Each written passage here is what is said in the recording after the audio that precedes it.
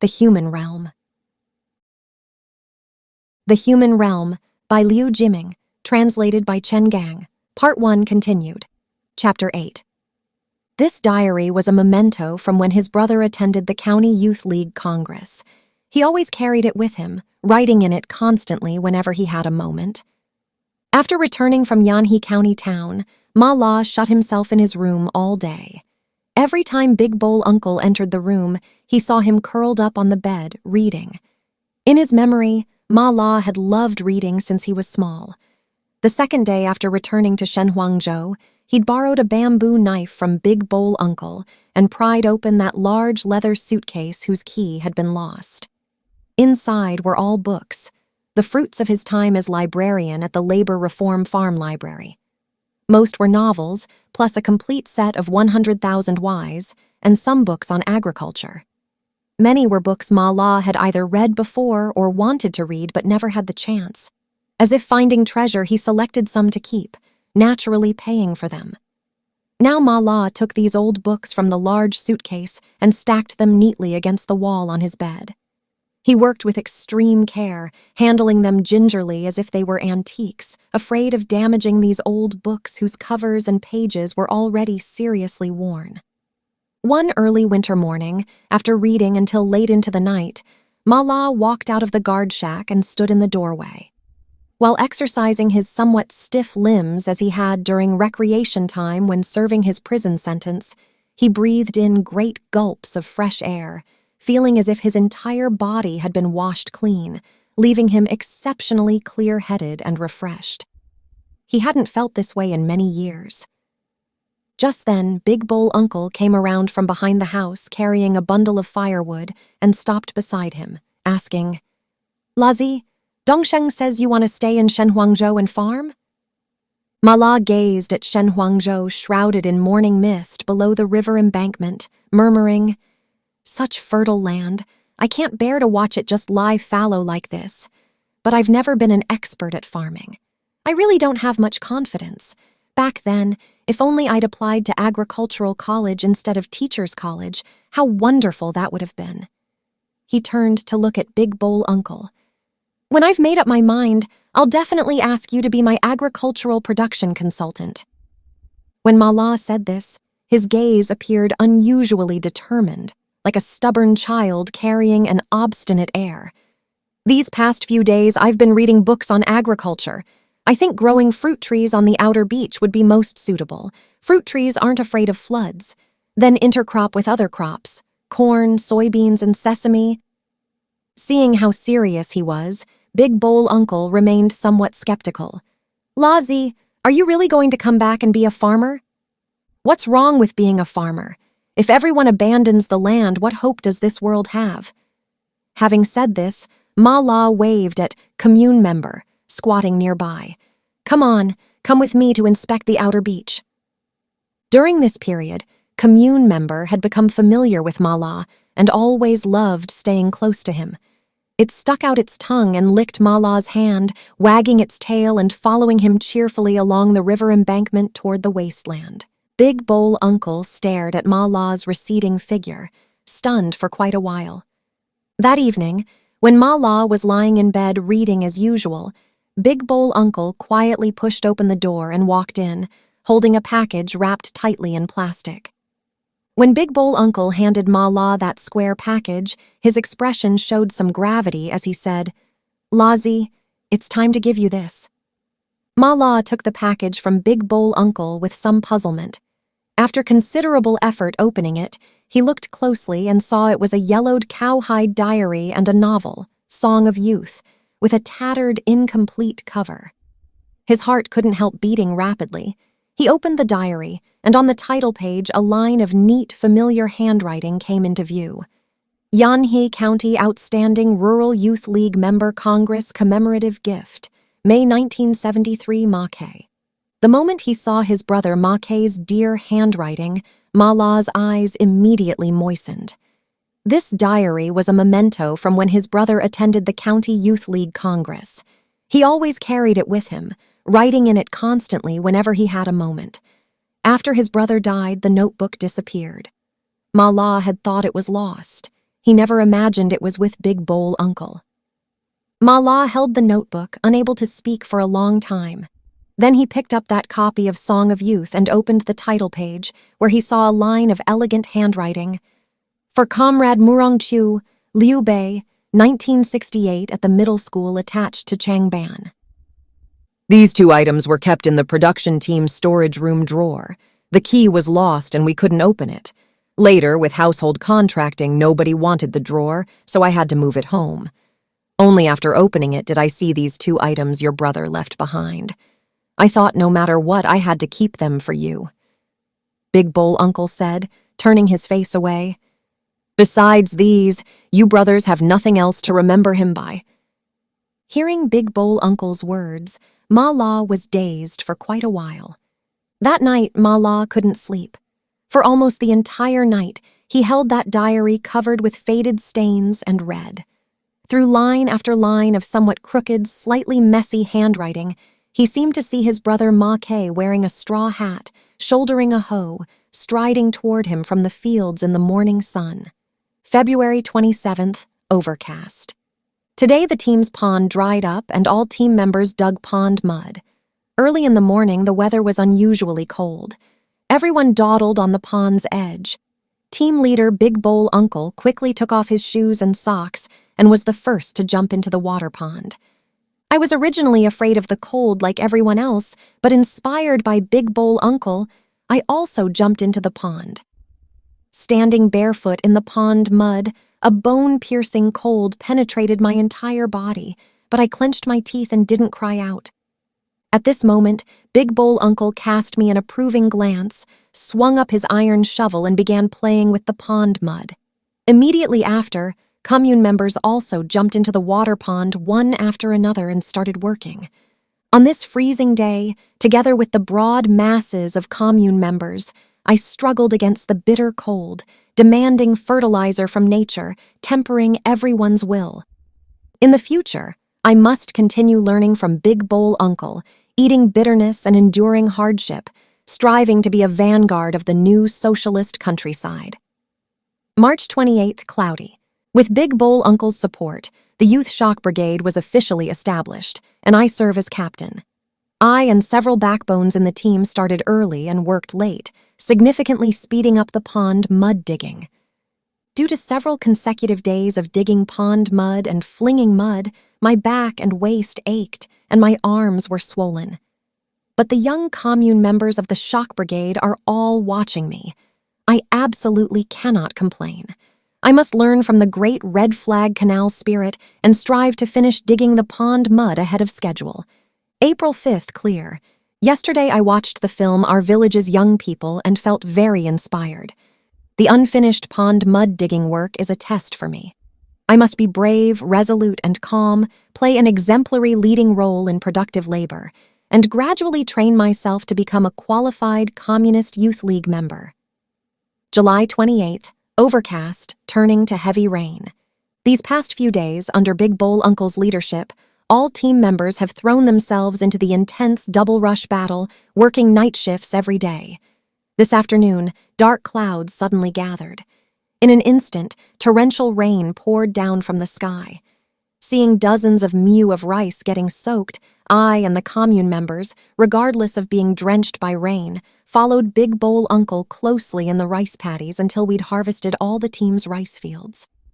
That evening, when I returned home, I collapsed from a serious cold with a fever reaching 40 degrees. Big Bowl Uncle arranged for 2 commune members to pull me to the brigade health clinic on a flatbed cart for 2 bottles of IV drip. By the time I got home, it was midnight. La Zi was still awake, doing his homework while waiting for me. I asked him how he'd eaten dinner. He told me Big Bowl Uncle had made food and sent Dongsheng to call him. After eating, he also brought me a bowl of food. I uncovered the rice bowl on the table and saw the fragrant food, my heart warming. Since Mother passed away, Big Bowl Uncle has always taken care of us brothers in labor and life, truly not blood relatives, but better than relatives. August 23rd, cloudy. This afternoon, Big Bowl Uncle arranged for me to lead a team to Heiku to sell surplus grain. Who knew that during inspection at the grain station they found our wheat was substandard and made us reselect it twice? Zhao Guangfu, who was leading the team with me, got impatient and yelled that we wouldn't deliver it, telling everyone to haul the wheat back. I felt that as a Communist Youth League member, I should take the lead in implementing party policy and sell good grain to the nation, so I persuaded Brother Guangfu and had everyone stay. Although we paid out double the labor, at least we delivered qualified surplus grain. I'm satisfied with my behavior, but compared to Comrade Lei Feng, what does this count for? Before sleeping tonight, I read a few more pages of selected diary of Lei Feng, silently reciting the words, "I want to devote my limited life to unlimited service to the people, my heart filled with longing for life." I feel I have much in common with Comrade Lei Feng. For instance, I'm also an orphan, lost my parents early, and from childhood depended on my younger brother for survival, growing up robustly in the socialist big family of the production team. If Comrade Lei Feng could ultimately grow into a great communist fighter in an ordinary work position, why can't I?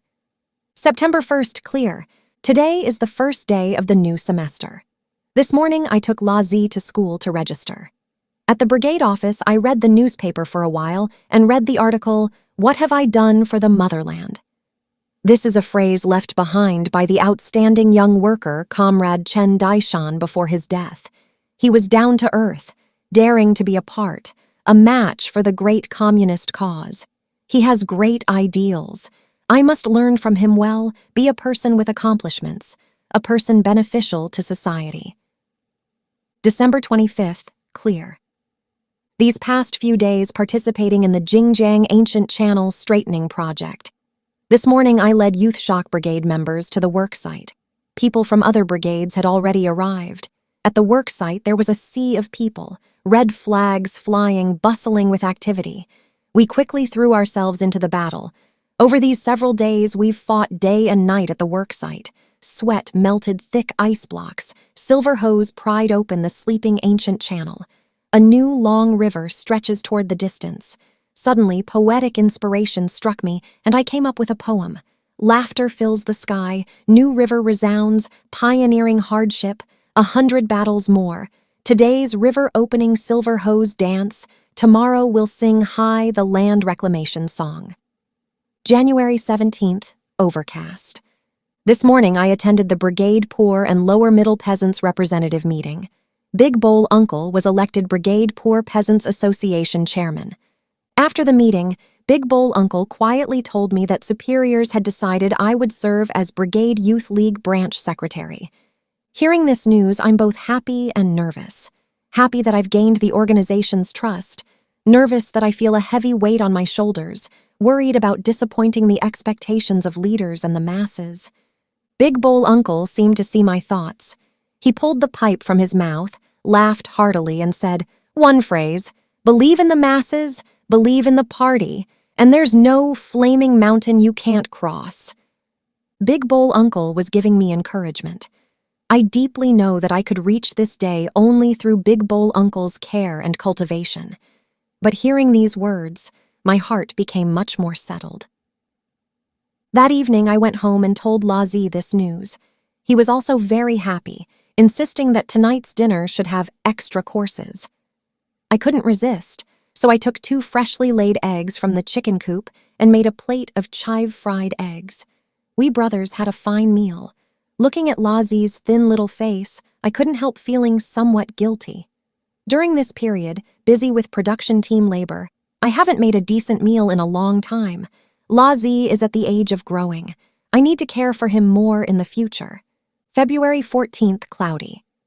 Big Bowl Uncle officially stepped down as Team 4 captain to become director of the Brigade Pig Farm.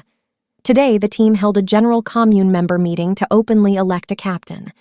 The brigade nominated me and Zhao Guangfu as candidates. The voting result was that I was elected with nearly 1/3 more votes. I had no mental preparation for this result. I feel that Brother Guangfu is more suitable than me to be this captain, yet the commune members trusted me so much and voted for me. Now I'm shouldering 2 positions, Brigade Youth League branch secretary and Team 4 captain. Can I handle this? After dinner tonight, I went to Big Bowl Uncle's house. He'd just returned from the pig farm and was busy making dinner.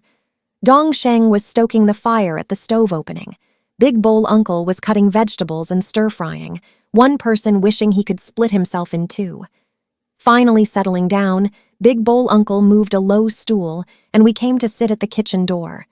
Right off, he asked, "KZ, now that you're elected captain, are you feeling pressure?" Without waiting for my answer, he continued, "Let me tell you, electing you as Team 4 captain was the brigade branch's opinion. Since the Great Leap Forward, Team 4 has been an advanced production team in the whole commune, but in recent years it's gradually fallen behind. I figured I'm getting older and should yield my position to young people. Before going to the pig farm, I recommended to the brigade branch that you take over as Team 4 captain. Unexpectedly, the branch secretary had the same idea. We just weren't sure whether the masses would vote to support you. Now the results are out. Support from top to bottom for you, lad. What are you still worried about? Team 4's future depends on you. Roll up your sleeves and work hard, young man." Big Bowl Uncle's words, like a match, dispersed the fog at the bottom of my heart. When I got home, La Zi was already asleep. I brightened the kerosene lamp, opened selected works of Mao Zedong, and reread Chairman Mao's brilliant works On Practice and Get Organized, gradually filling with confidence about the great responsibility I shoulder. April 13th, clear. Today I went to the commune to attend the summer planting and sowing production mobilization meeting. Secretary Ding gave a pre-battle mobilization on cotton production for the entire commune. When the meeting ended, Secretary Ding deliberately made his way through the crowd to call me over, asking with a smile in his northern accent, "Young man, shouldering such heavy burdens as Youth League Secretary and Team 4 Captain, do you have confidence?" I scratched the back of my head, stammering, "To tell the truth, I don't feel confident inside."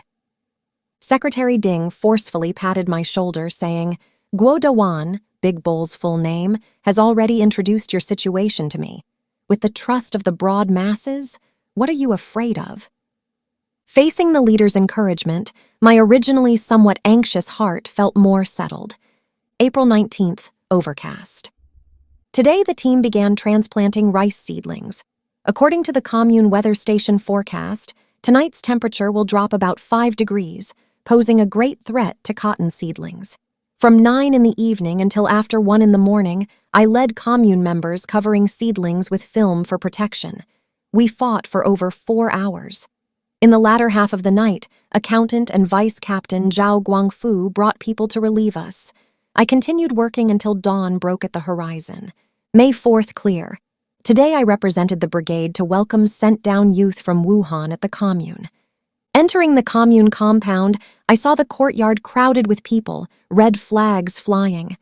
The sent-down youth wearing grass-green military uniforms with armbands formed neat square formations, sitting on the ground in the courtyard, waiting for brigades to welcome them while encouraging each other by competing in songs. The usually quiet commune compound brimmed with lively atmosphere. Seeing those faces, still innocent, radiating youthful vigor, I couldn't help recalling my own study days. Although I only finished upper elementary school, in the countryside, I'm also considered an educated youth. Secretary Ding led me before a sent-down youth contingent and said solemnly, "These are all precious treasures from the big city. I'm entrusting them to you. At year's end, I'll come inspect. If any little general has lost half a jin of body weight or is missing a finger, I won't let you off." I snapped my feet together and said loudly, "I guarantee to Chairman Mao that I absolutely won't let the sent-down youth comrades lose a single hair." Before my words ended, a male student said oddly, "How can you count how many hairs we have on our bodies?" Female students in the sent-down youth ranks giggled. My face immediately reddened. I thought, these precious treasures from the big city really aren't easy to deal with. May 8th, clear. Today the Brigade Youth League branch organized a cultural performance to welcome the sent-down youth coming to Shenhuangzhou.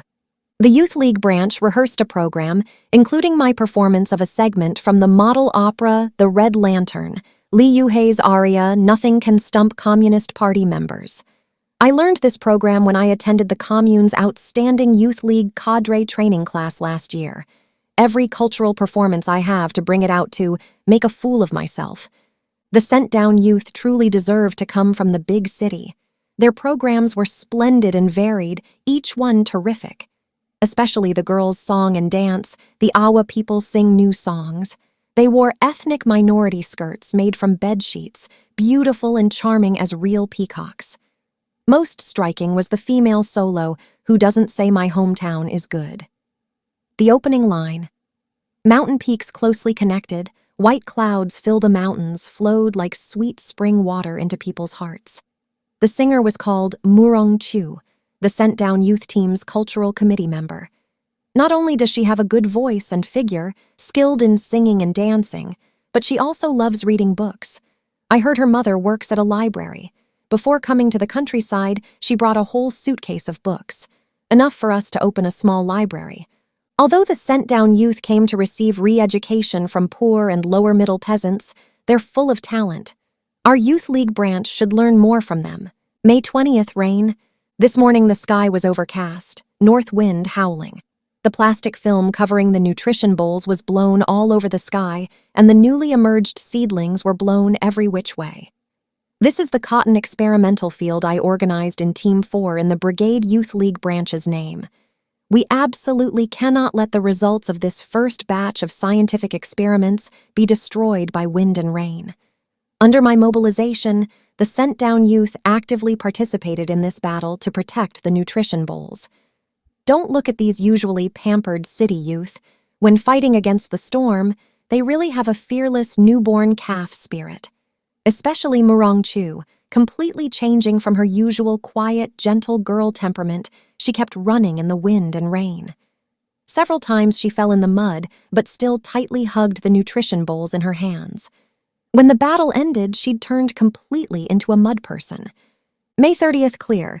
Commune Secretary Ding brought Agricultural Technology Station Technician Chen to inspect work at Team 4's cotton experimental field.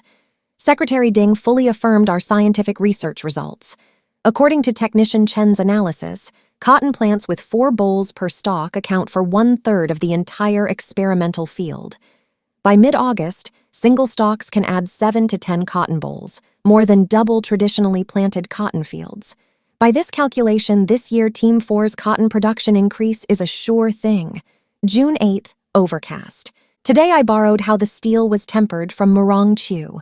Previously, I'd only seen the comic book version of How the Steel Was Tempered. To be able to borrow the novel today, I was overjoyed. After finishing work and returning home, I originally planned to start reading after making dinner. But just after eating, Brother Guangfu came to discuss the team's summer harvest bonus distribution. After discussing things and returning home, I found Lazi absorbed in reading that copy of How the Steel Was Tempered. Lazi is already in 4th grade of elementary school. He knows no fewer characters than me. He can read novels now. This made me realize my little brother is growing up fast. June 15th, clear. Wheat harvest has entered a critical moment. To support Shenhuangzhou Brigade's wheat harvest, the Commune Revolutionary Committee arranged for a combine harvester. This is a preliminary result of agricultural mechanization. It's foreseeable that in a few more years, the agricultural modernization Premier Zhou announced will become reality in our great motherland. By that time, the vast countryside will also completely shake off poverty, and every commune member will be able to live a happy life. For this day to come early, no matter how much bitterness we eat now, it's worth it. When the combine harvester arrived from Team 3 to our Team 4, it was already dark. I quickly organized commune members to throw themselves fully into the battle. In the latter half of the night, just as the wheat on the threshing floor was almost finished, an accident suddenly occurred. Old Juan carelessly had an arm caught in the combine harvester's gears and immediately passed out. I and several commune members rushed Old Juan to the commune hospital for emergency treatment. Although we saved his life, that arm could never be saved. Safety in production must always be the top priority. This is a bloody lesson from Old Juan's accident. August 1st, clear. Today is Army Day. I organized Youth League branch members and some sent-down Youth League members for a meeting, mainly to study Jin Xunhua's advanced deeds. Jin Xunhua was a 1968 high school graduate of Shanghai Wusong No. 2 Middle School and standing committee member of Shanghai City Middle School Red Representative Congress. In March 1969, Jin Xunhua participated in a sent-down youth study and visit team organized by the Shanghai Municipal Revolutionary Committee to Heilongjiang. After returning to Shanghai, he initiated establishment of a sent-down youth to Heilongjiang settlement contact station, conducting extensive mobilization for sent-down youth going up to mountains and down to villages through report meetings, criticism meetings, discussion meetings, and family visits. On May 25th, Jin Xunhua and a large group of Shanghai sent-down youth went to settle in rural Heilongjiang Province, assigned to Shuanghe Brigade, Shunhe Commune, Sunke County. On the afternoon of August 15th, a massive mountain flood erupted. Jin Xunhua gloriously sacrificed his life rescuing state property, 2 electric poles. Comrade Jin Xunhua is a good example for sent-down youth. I've studied his advanced deeds many times before. This time, reviewing his great spirit together with the sent-down youth, I had some new feelings. This meeting had 2 contents. First, study Jin Xunhua's selected diary. Second, discuss seeing action through learning from heroes, setting off a wave among sent-down youth and Brigade League members of learning from each other and striving to be good youth like Jin Xunhua. At the end of the study session, I announced on behalf of the Youth League branch a major decision: co-opt Comrade Mu Rongqiu as a Shenhuangzhou Brigade Youth League branch committee member. Mu Rongqiu's face flushed red, appearing very moved.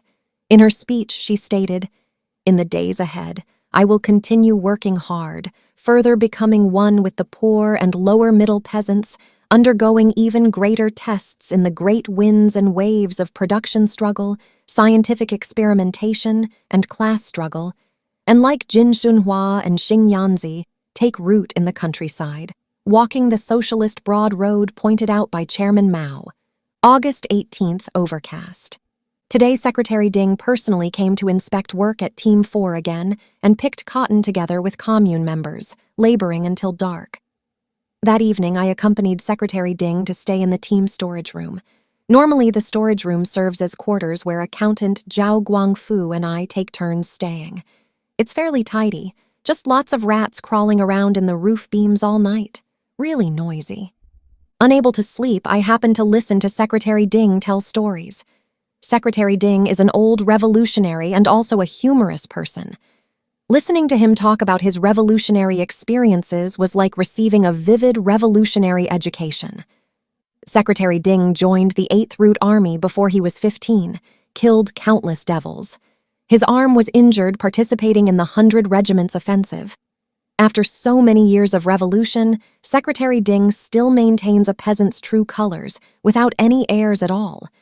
When doing farm work, he's no less capable than us young people. Secretary Ding's never-fading revolutionary nature and fiery work enthusiasm are worth my studying well. August 29th, clear. Today I received notification from the brigade to assign Mu Rongqiu to serve as music teacher at the brigade elementary school. When I told Mu Rongqiu this news, she and several other sent-down youth were picking cotton in the fields. After Mu Rongqiu became Brigade Youth League branch committee member, not only did she not reduce her time working together with everyone, but she worked even harder than before. Looking at her hands bleeding from being pricked by cotton bolls, my heart both moved and admired. I felt her strict self-discipline made her truly worthy of being outstanding among the sent-down youth. After finishing work, Mu Rongqiu caught up with me from behind, suggesting we take a walk together by the river.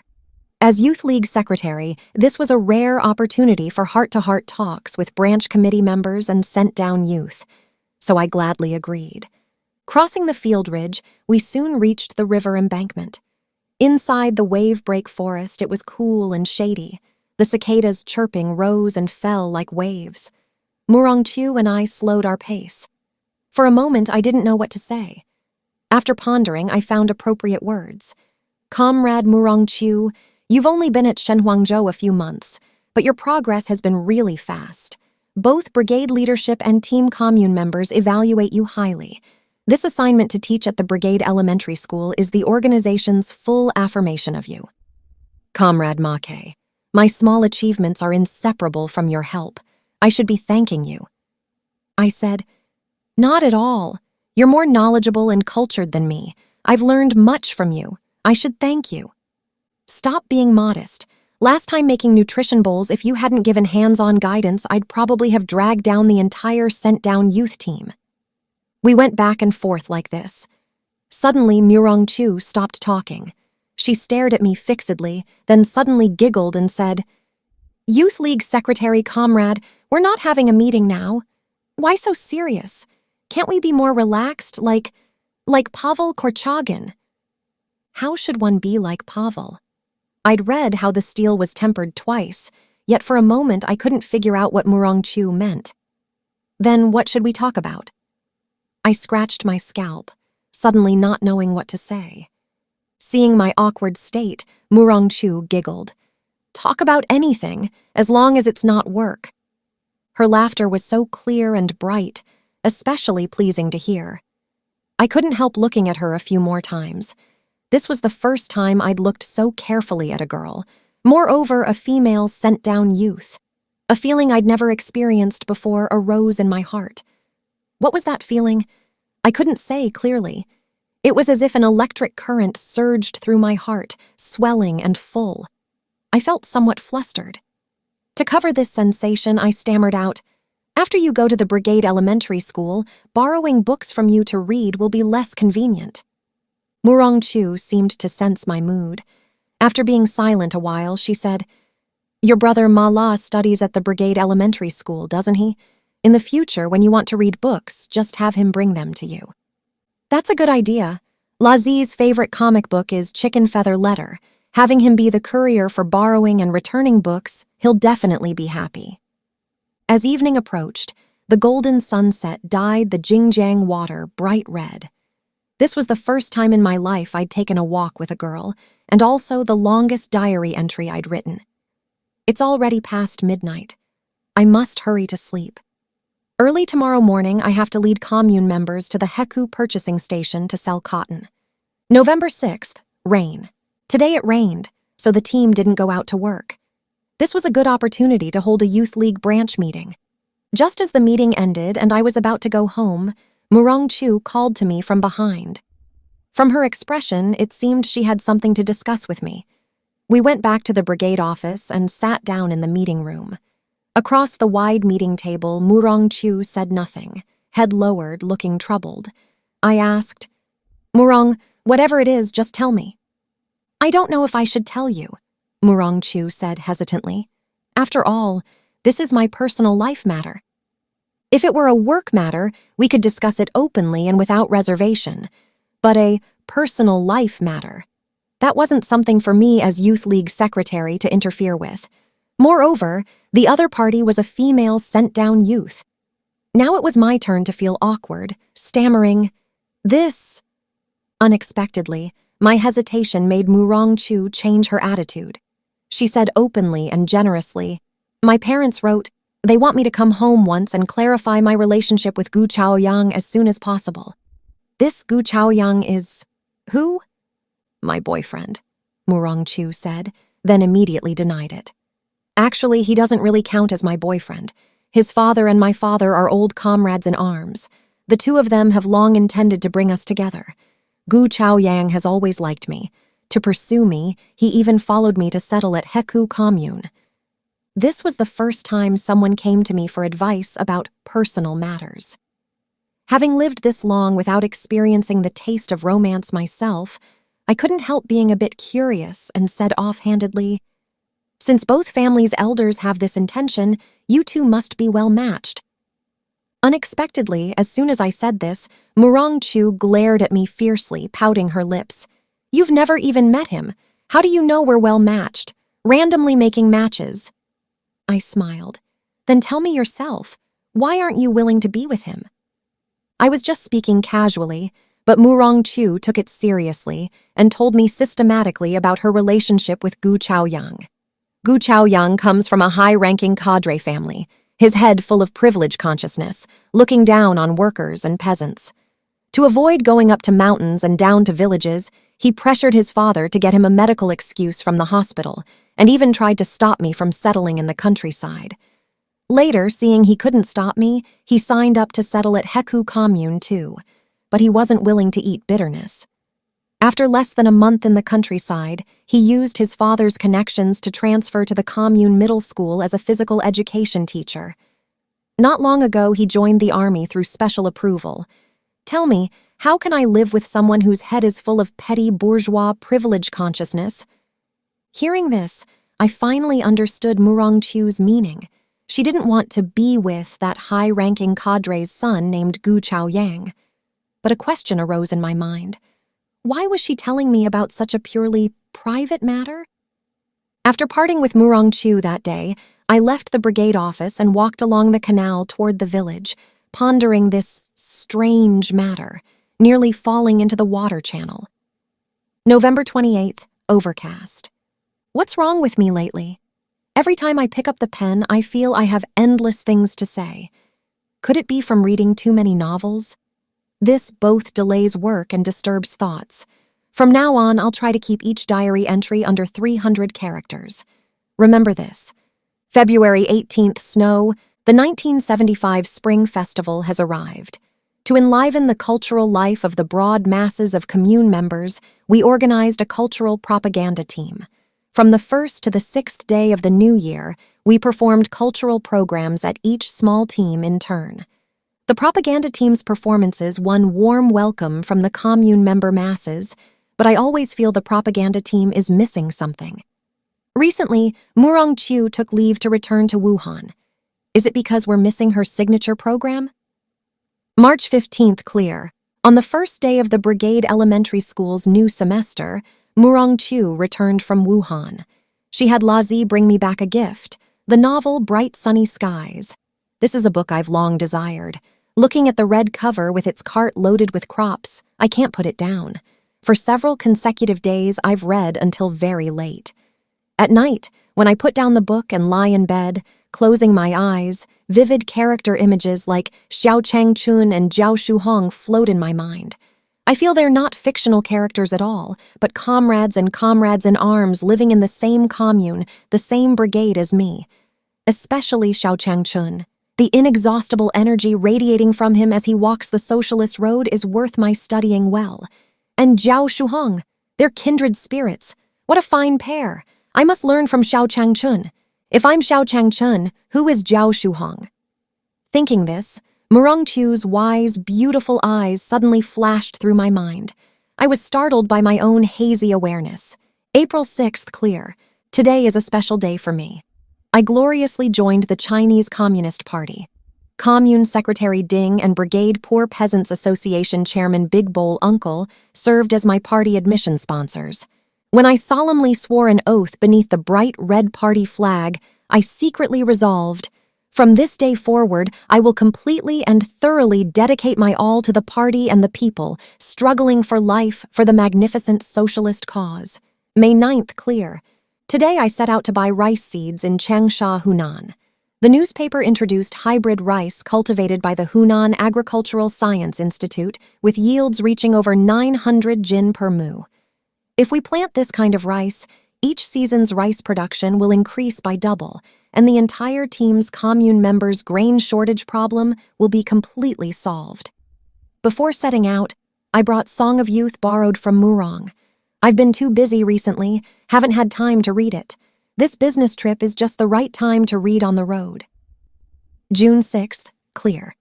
Today I came to the county to attend the Youth League Congress. This morning I listened to the County Youth League Committee Secretary give a work report.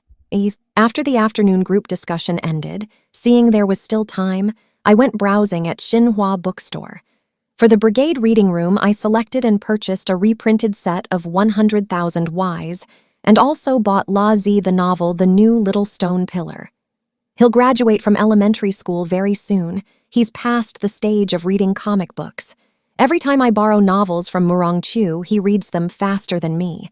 Coming out of Xinhua bookstore, I entered the department store across the street. I wandered around inside, not knowing what I wanted to buy. Later, I came to the daily necessities counter and saw row after row of dazzling face creams. I suddenly became aware of my purpose in entering the department store.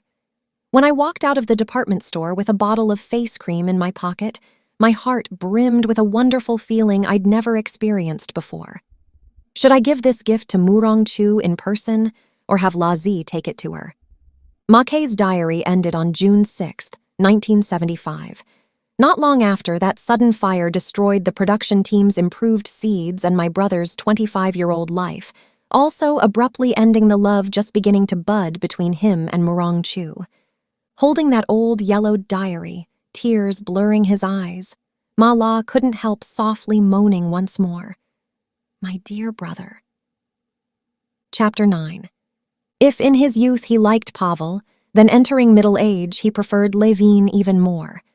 Not long after that long autumn rain, the plains were swept by several consecutive days of dry northwest wind, and the temperature also dropped sharply by several degrees.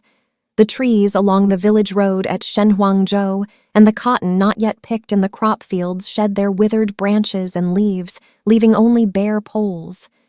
It was as if they'd stripped off their clothes overnight, becoming bare and naked.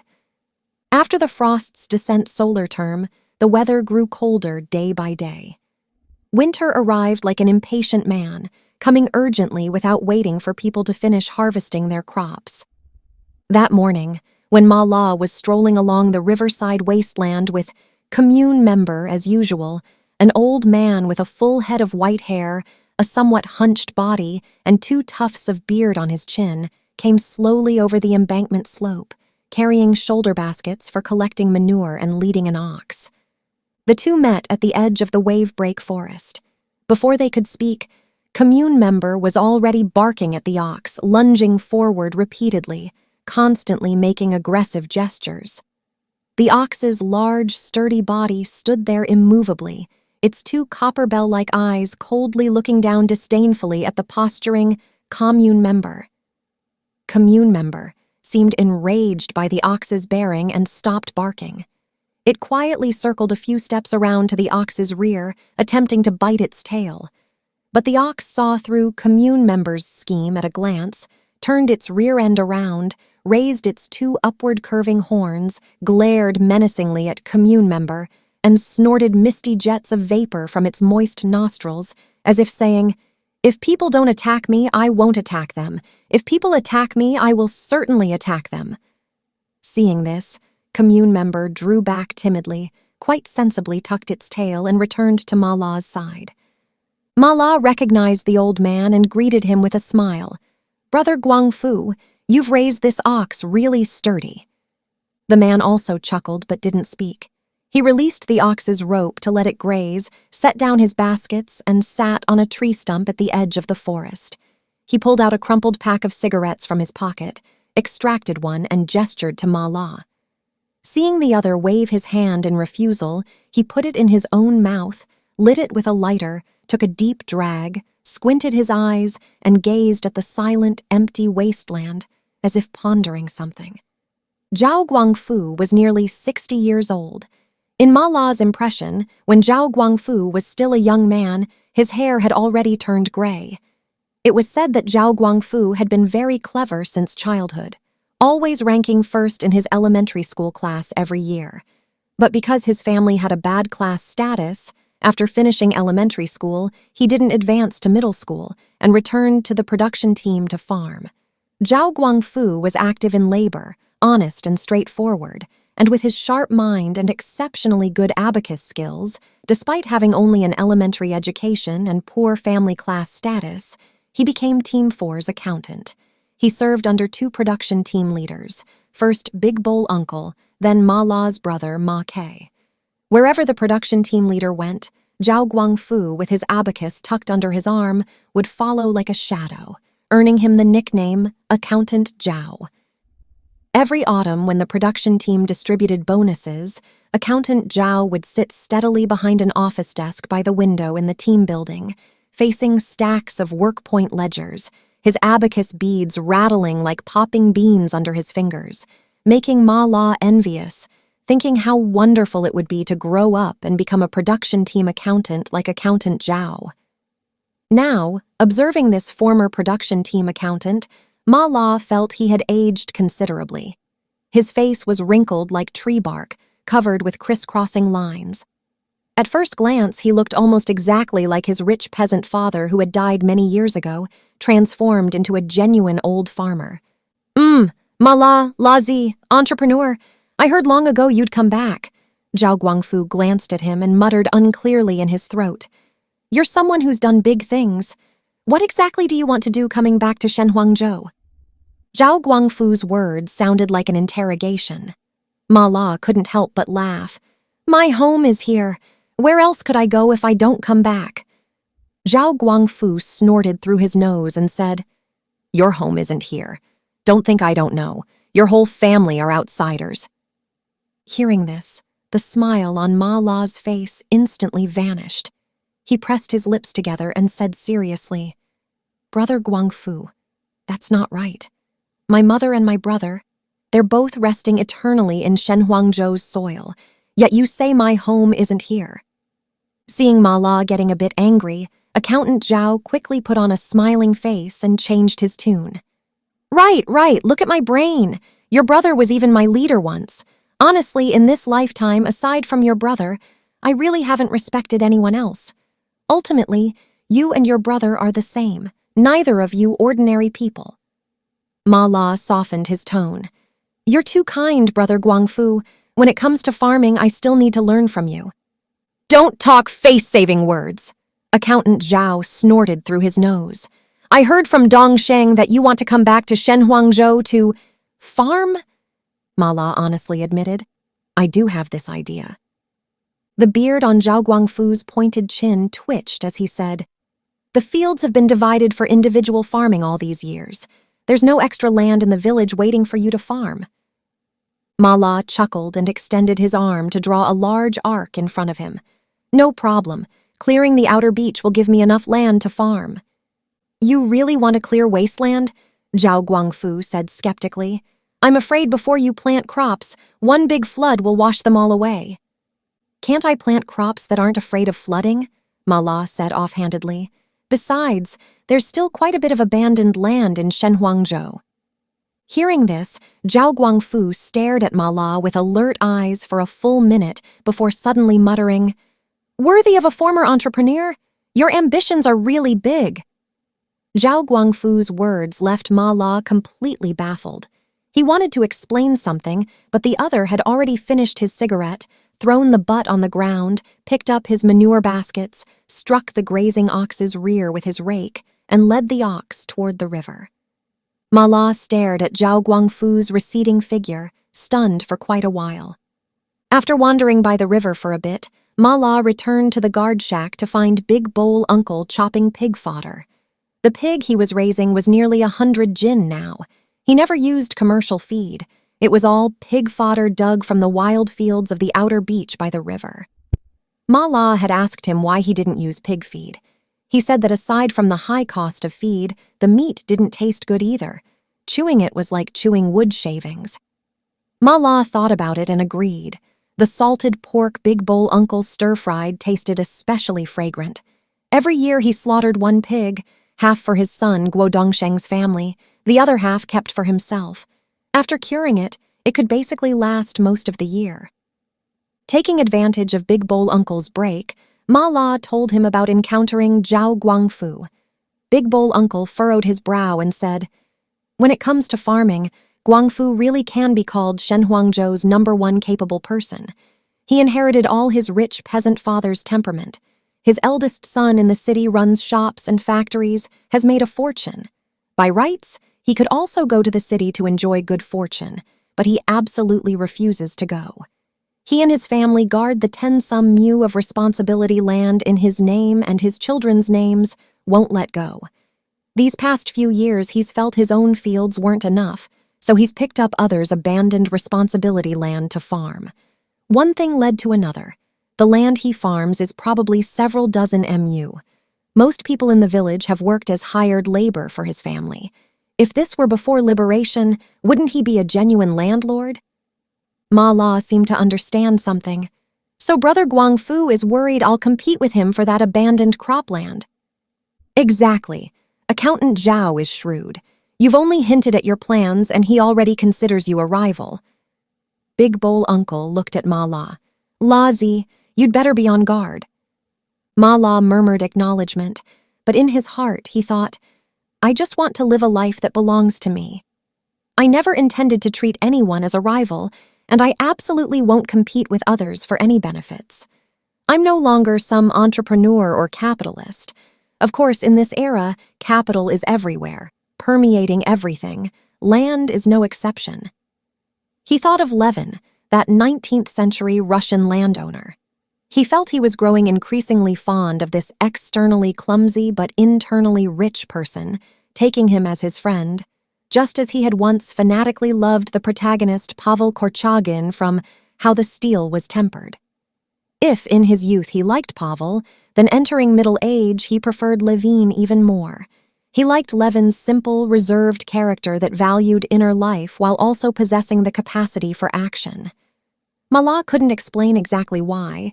Was it merely because Levin, like himself, also had a brother who died young? That evening, Ma La sat on his bed wrapped in his quilt and took out that copy of Anna Karenina he'd read countless times, reading by the dim electric light. As he read, he would occasionally pull out a light blue plastic-covered notebook from beside his pillow and jot down a few notes with a ballpoint pen or write a line of text in the book's margins. At the moment of his beloved brother's death, Levin for the first time examined the questions of life and death in the light of the new convictions, as he called them, which between the ages of 20 and 34 had imperceptibly replaced the beliefs of his childhood and youth. What he then saw surprised him not so much as life. He did not know where life came from, what its purpose was, or what in general the world is. The organism and its decay, the indestructibility of matter, the law of the conservation of energy, evolution, the terms that had superseded these beliefs were very useful for mental purposes. But they gave no guidance for life, and Levin suddenly felt like a man who has exchanged a thick fur coat for a muslin garment and who, being out in the frost for the first time, becomes clearly convinced, not by arguments, but by his whole nature, that he is as good as naked, and that he must inevitably perish miserably. These thoughts oppressed and tortured him, now more, now less intensely, but never left him. He read and thought, and the more he read and thought, the further he felt from his goal. All that spring he was not himself and experienced terrible moments of horror. Without knowing what I am and why I am here, it is impossible to live. Yet I cannot know that, and therefore I cannot live, Levin said to himself. During his time at the labor reform farm, Ma La had more than once confronted Levin's questions. During these days back at Shenhuangzhou, facing the lingering sense of disillusionment deep within, those questions about life and death that had previously seemed vague and ethereal to him became increasingly clear and intense. He felt as if he were being violently torn by two completely opposing forces, leaving him unable to eat or sleep peacefully. Ma La recalled someone saying, "Character is fate." These words were truly excellent. In middle school, he'd clearly been in the science track, yet fanatically loved literature, reading novels with rapt attention whether in or out of class. This caused him, whose grades had originally ranked at the top of his class, to only test into teachers' college in the end. Later, he inexplicably resigned and went into business. In old classmate Ding Yupeng's words, his behavior was always unexpected. Of course, there were even harsher descriptions behind his back, like unreliable and such. Just like now, he held the yellowed Anna Karenina, reading so intently that he completely forgot everything around him. Chapter 10. Looking at this helpless and isolated girl before him, Ma La's heart was seized by deep compassion. Ma La stood at the entrance to Hanzheng Street, gazing at this somewhat familiar street with a somewhat dazed expression. 2 days ago, Ding Yupeng, who was in Wuhan on business, made a detour to Shenhuangzhou to visit Ma La. As it happened, Ma La also needed to come to Wuhan, so he hitched a ride in Ding Yuping's car. When getting in the car, he brought along that copy of Song of Youth. This wasn't Ma La's first time to Hanzheng Street. Back in the day, after he and Teacher Liu acquired the Yanhei County department store, they'd come to Hanzheng Street many times to arrange for goods procurement. Hanzheng Street's small commodities were inexpensive and of good quality. Even their legitimate department store couldn't resist the temptation and purchased quite a few goods from Hanzheng Street. At that time, Hanzheng Street, as a famous small commodities market, was already renowned nationwide. Not only from within the province, but small merchants from throughout central China and even all over the country continuously flooded into this unremarkable little street, then transported goods from here in all directions. The entire street was crammed with people, like a river, gurgling ceaselessly, not settling down until late into the night. Every shop was packed full with goods, clothing, shoes, luggage, and needles and thread. Whatever one needed in daily life could be bought here. Customers speaking different dialects jostled shoulder to shoulder in the bustling crowds. Even turning around was difficult. Wuhan's winter was damp and cold, with few clear days, like a discontented old man always wearing a stern face, rarely showing a smile. Ma La wore a somewhat outdated old military overcoat, collar turned up, his steps somewhat hesitant as he walked into Hanzheng Street. Perhaps it was still early. There weren't many people buying goods on Hanzheng Street, just a sparse crowd. Ma La pulled out from his pocket the small note Li Haijun had given him last time with Tang Lina's address, walking forward while looking around, identifying the shop numbers on both sides. Ma La stopped in front of a shop, Hanzheng Street number 165, exactly the address on the note. This was a wholesale clothing shop. The shop door was only half open. The four walls inside were hung with clothing samples, and in the middle were stacked large, unopened cardboard boxes full of clothing, making the already small shop seem even more cramped. "Boss, want to buy some clothes?" A thin man about Ma La's age with a small mustache wearing a black leather jacket came out. Speaking in a Wuhan accent, he greeted him warmly. "Just got in several new styles yesterday. Take your pick." While sizing up the thin man's identity, Ma La said, "I'm not buying goods. I'm looking for Manager Tang. Manager Tang." "Which Manager Tang?" The warmth on the thin man's face immediately disappeared, and he eyed Ma La warily. "Isn't your manager Tang Lina?" The thin man said, "Oh, Tang Lina? She sold this shop to me 3 years ago." Ma La felt somewhat surprised. "Do you know where she moved to?" The thin man scratched his disheveled hair. "I only know she made money on Hanzheng Street and opened a new gold shop. You'll have to find her there. I don't know where." "Don't you have any way to contact her?" Ma La was somewhat unwilling to give up. The thin man looked up at him and asked, "What's your relationship to her?" Ma La stammered, "Oh, I'm her relative. I have urgent business with her." "Wait a moment." The thin man turned around very reluctantly and walked toward the back of the shop. A full cigarette's worth of time passed before he came out and gave Ma La a crumpled note. "This is the phone number Tang Lina left 3 years ago. Whether she's moved or not, I can't say for sure. Try your luck." Ma La found a phone booth at the intersection of Zhongshan Avenue and Wusheng Road and dialed that phone number. As he'd hoped, the person who answered was Tang Lina herself. Tang Lina seemed to have just woken up, her voice revealing a lazy air. Ma La heard her give a shallow yawn.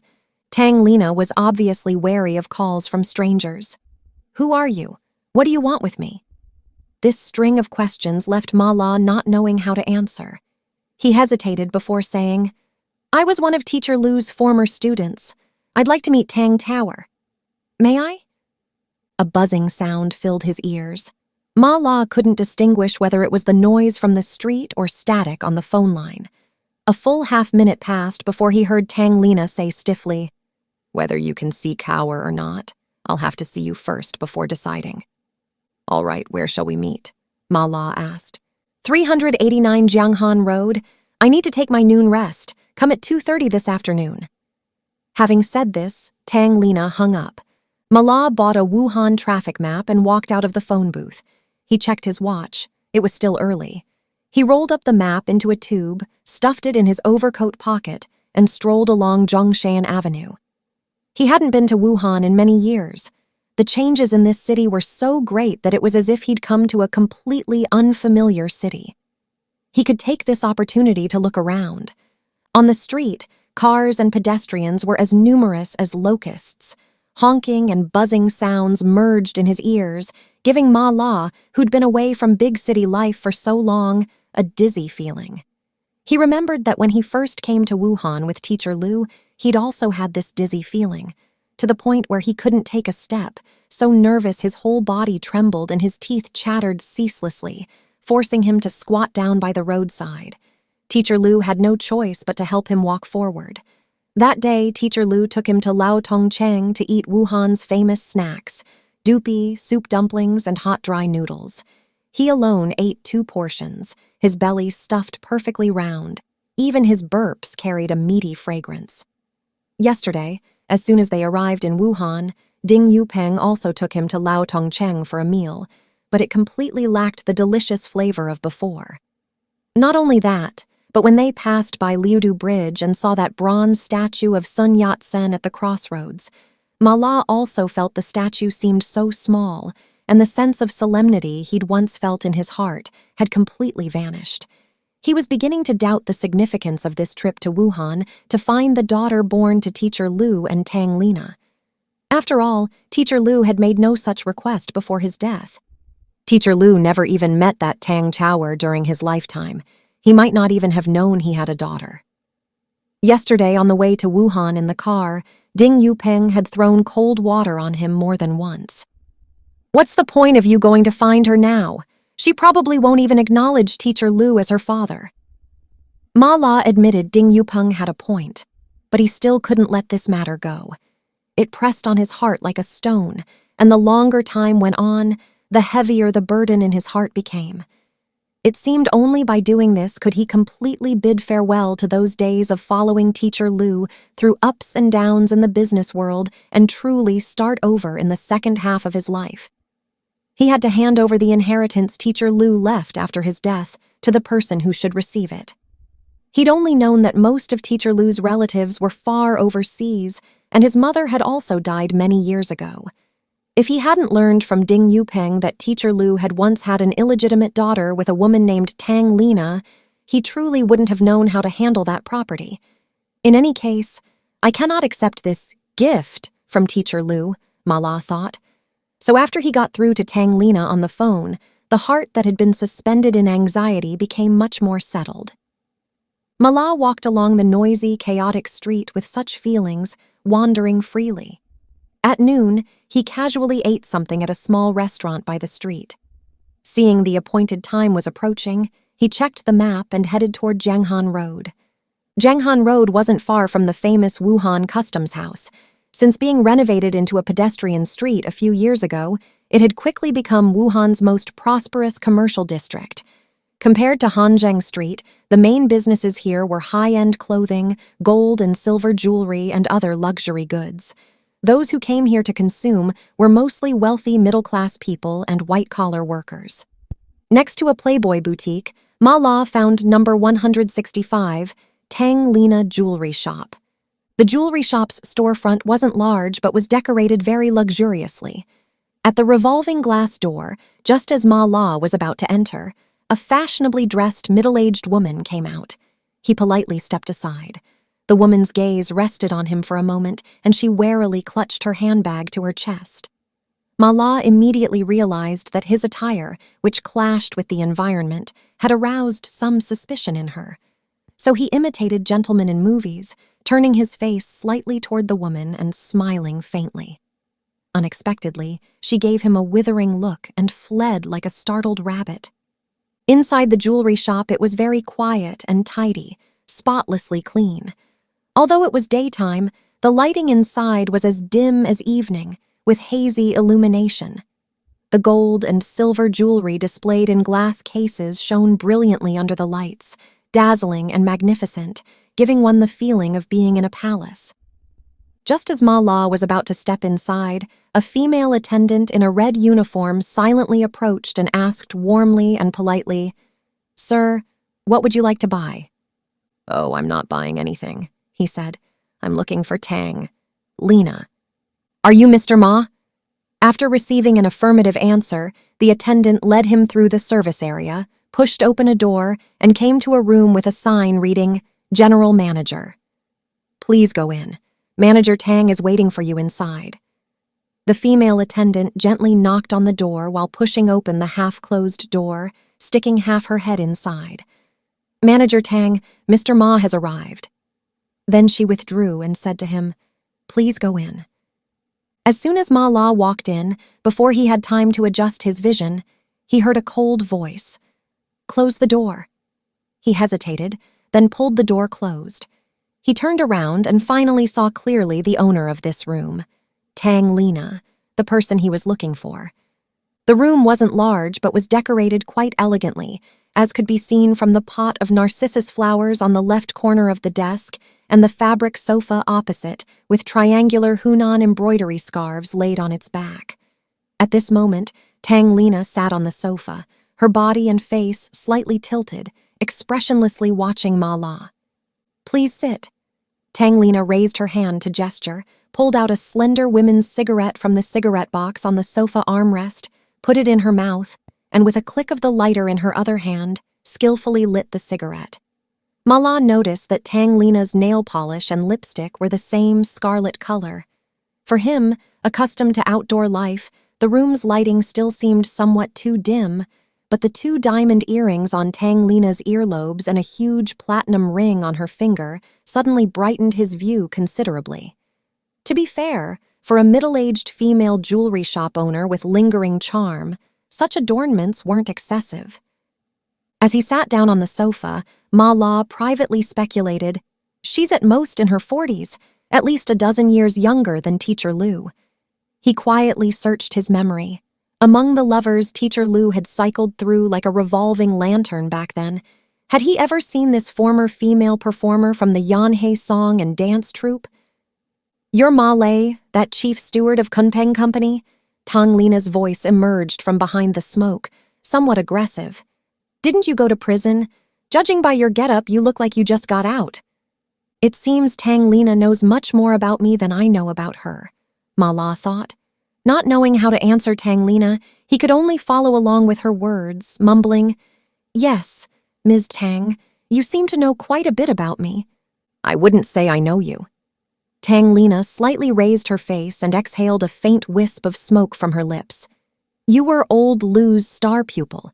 He mentioned you to me before, and I've even seen you once at the opening ceremony when Kunpeng Company acquired the Yanhei County department store."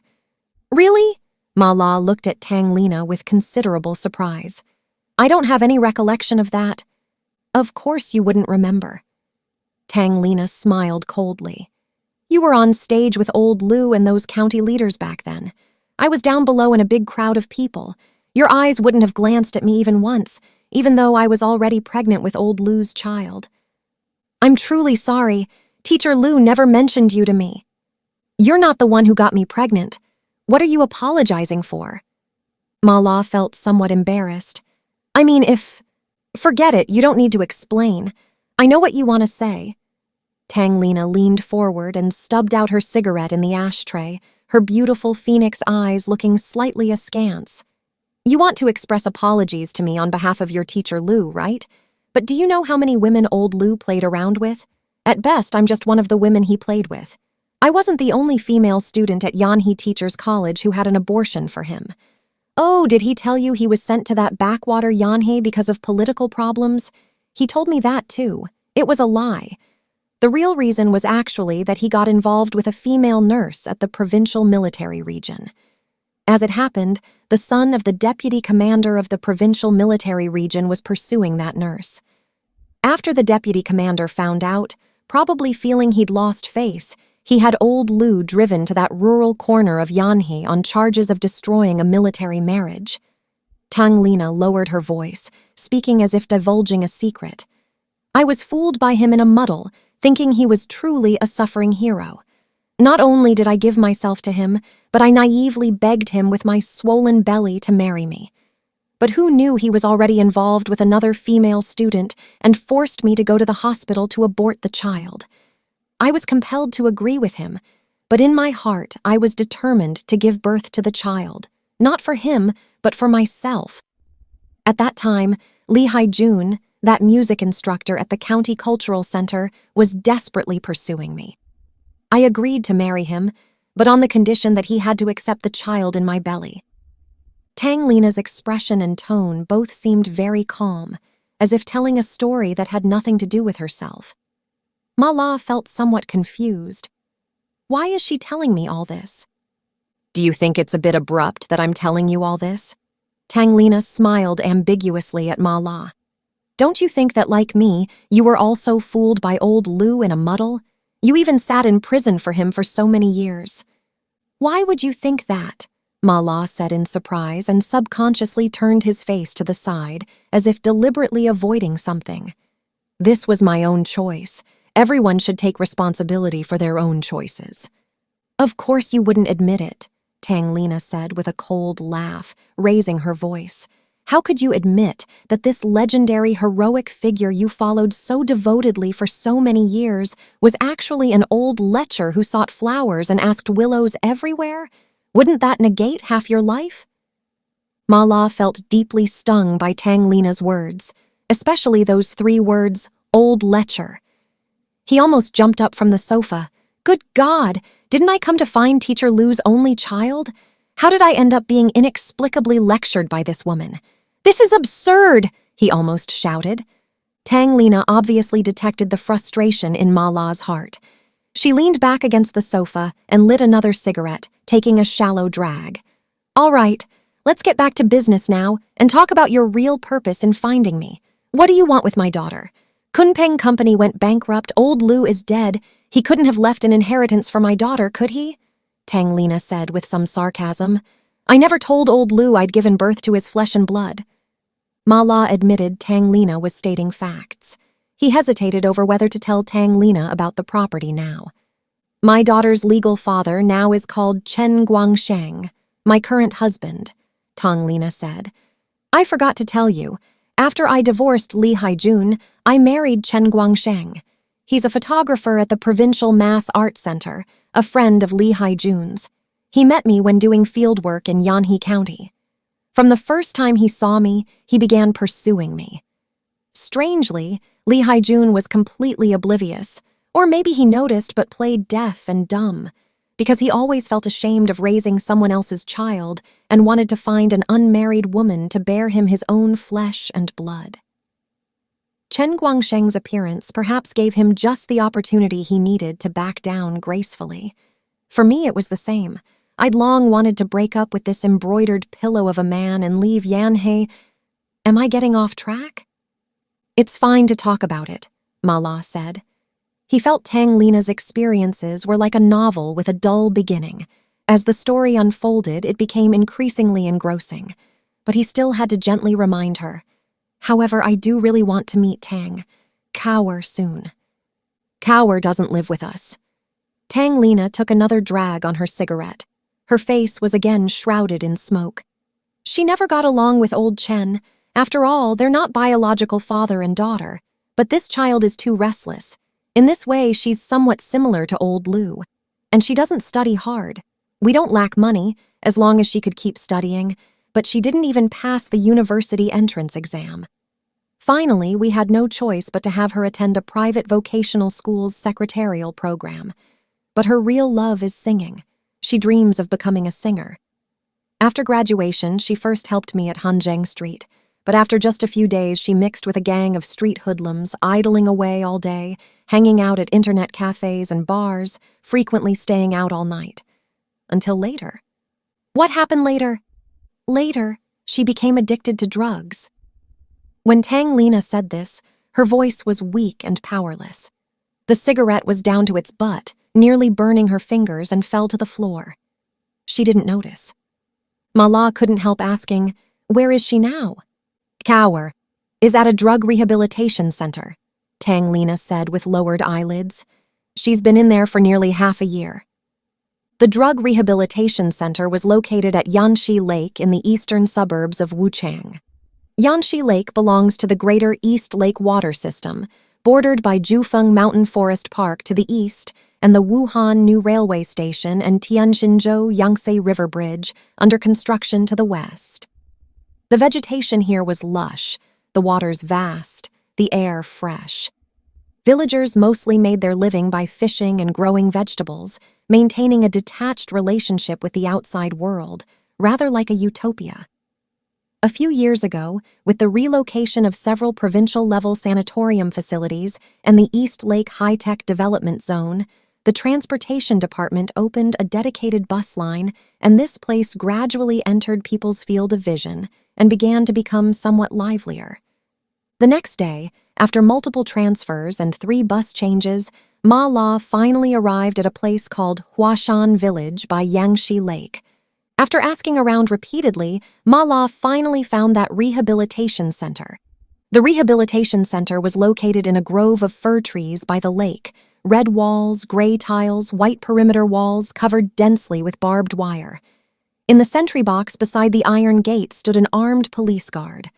Although the sentry wasn't carrying weapons, it still gave one a feeling of stern fortification. Ma La couldn't help thinking of the labor reform farm where he'd spent nearly 10 years. The gate inspection was strict. When asked what his relationship to Tang Tower was, Ma La hesitated before answering that he was a friend of Tang Tower's father.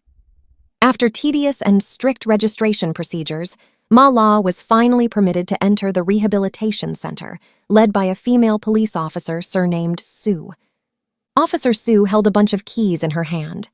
Walking out of the gate, she said to Ma La, "With your non-family relationship to Tang Tower, according to regulations, you shouldn't be allowed to see her. But the situation is somewhat special now. Tang Tower tried to escape from the rehabilitation center. She just finished solitary confinement and was only released yesterday. We hope you can do some ideological work with her." "So she's somewhat resistant to drug rehabilitation?" Ma La asked. "Every student has resistant feelings at first. That's normal." Officer Sue called those in rehabilitation students. "But Tang Tower isn't just ordinarily resistant. She's clearly defiant. This is already her 3rd attempt to escape," she said angrily, glancing at Ma La. "Since you're a friend of Tang Tower's father, please tell him to care about his own daughter. Since Tang Tower entered the rehabilitation center, I haven't seen him come even once." Ma La didn't know what to say and could only steel himself to listen. Every time it's only her mother who comes, but their mother-daughter relationship seems very bad.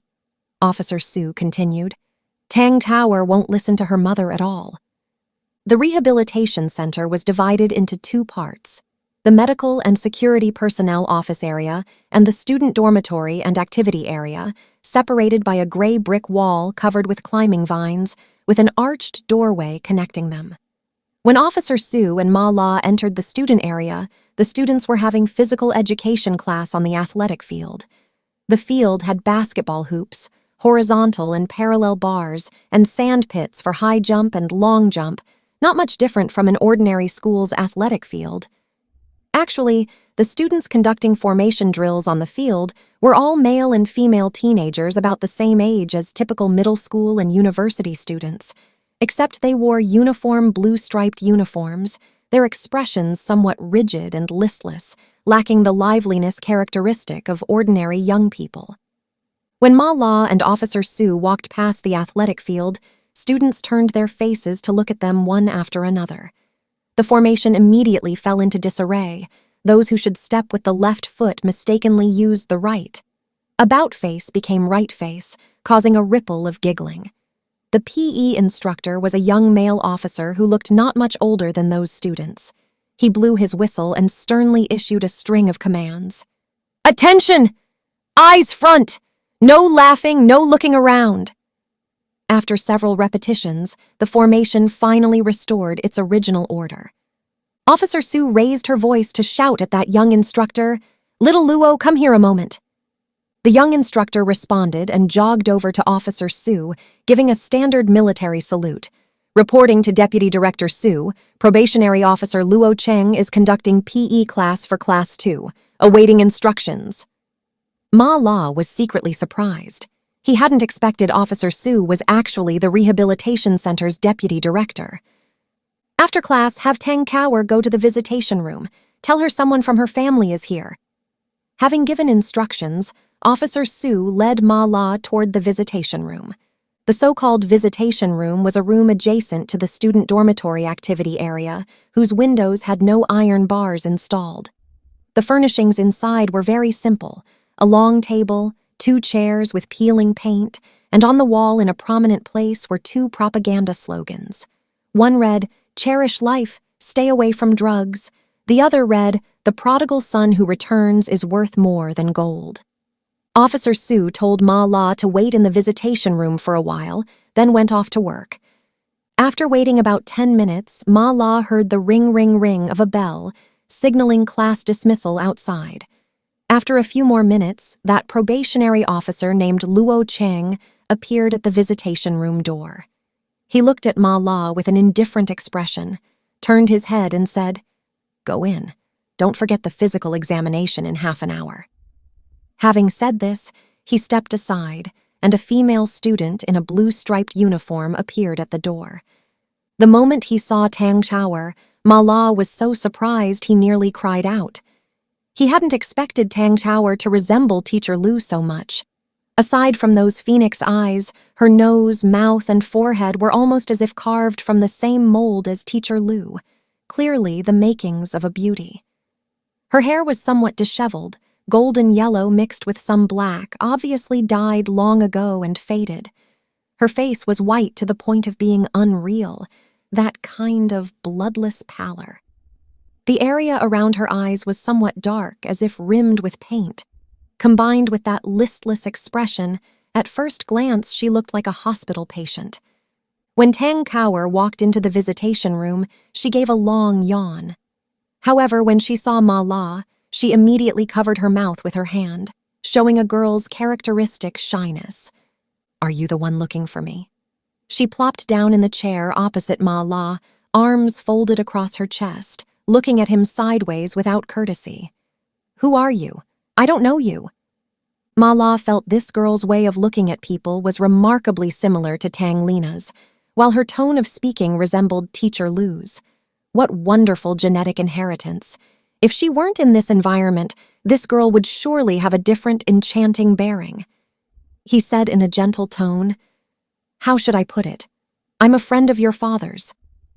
"You mean Tang Lina's husband, Chen Guangsheng? He has nothing to do with me. He's not my dad," Tang Kaur said coldly. "My dad died long ago." Ma La said, "I'm not talking about your stepfather. I'm a friend of your biological father." Tang Kaur froze, put her arms down, and opened her eyes wide. "My biological father?" She looked at Ma La skeptically. "How is that possible? My mom said he died over a decade ago." "Your mother's not wrong. When your father was dying, I was the only person by his side," Ma La said.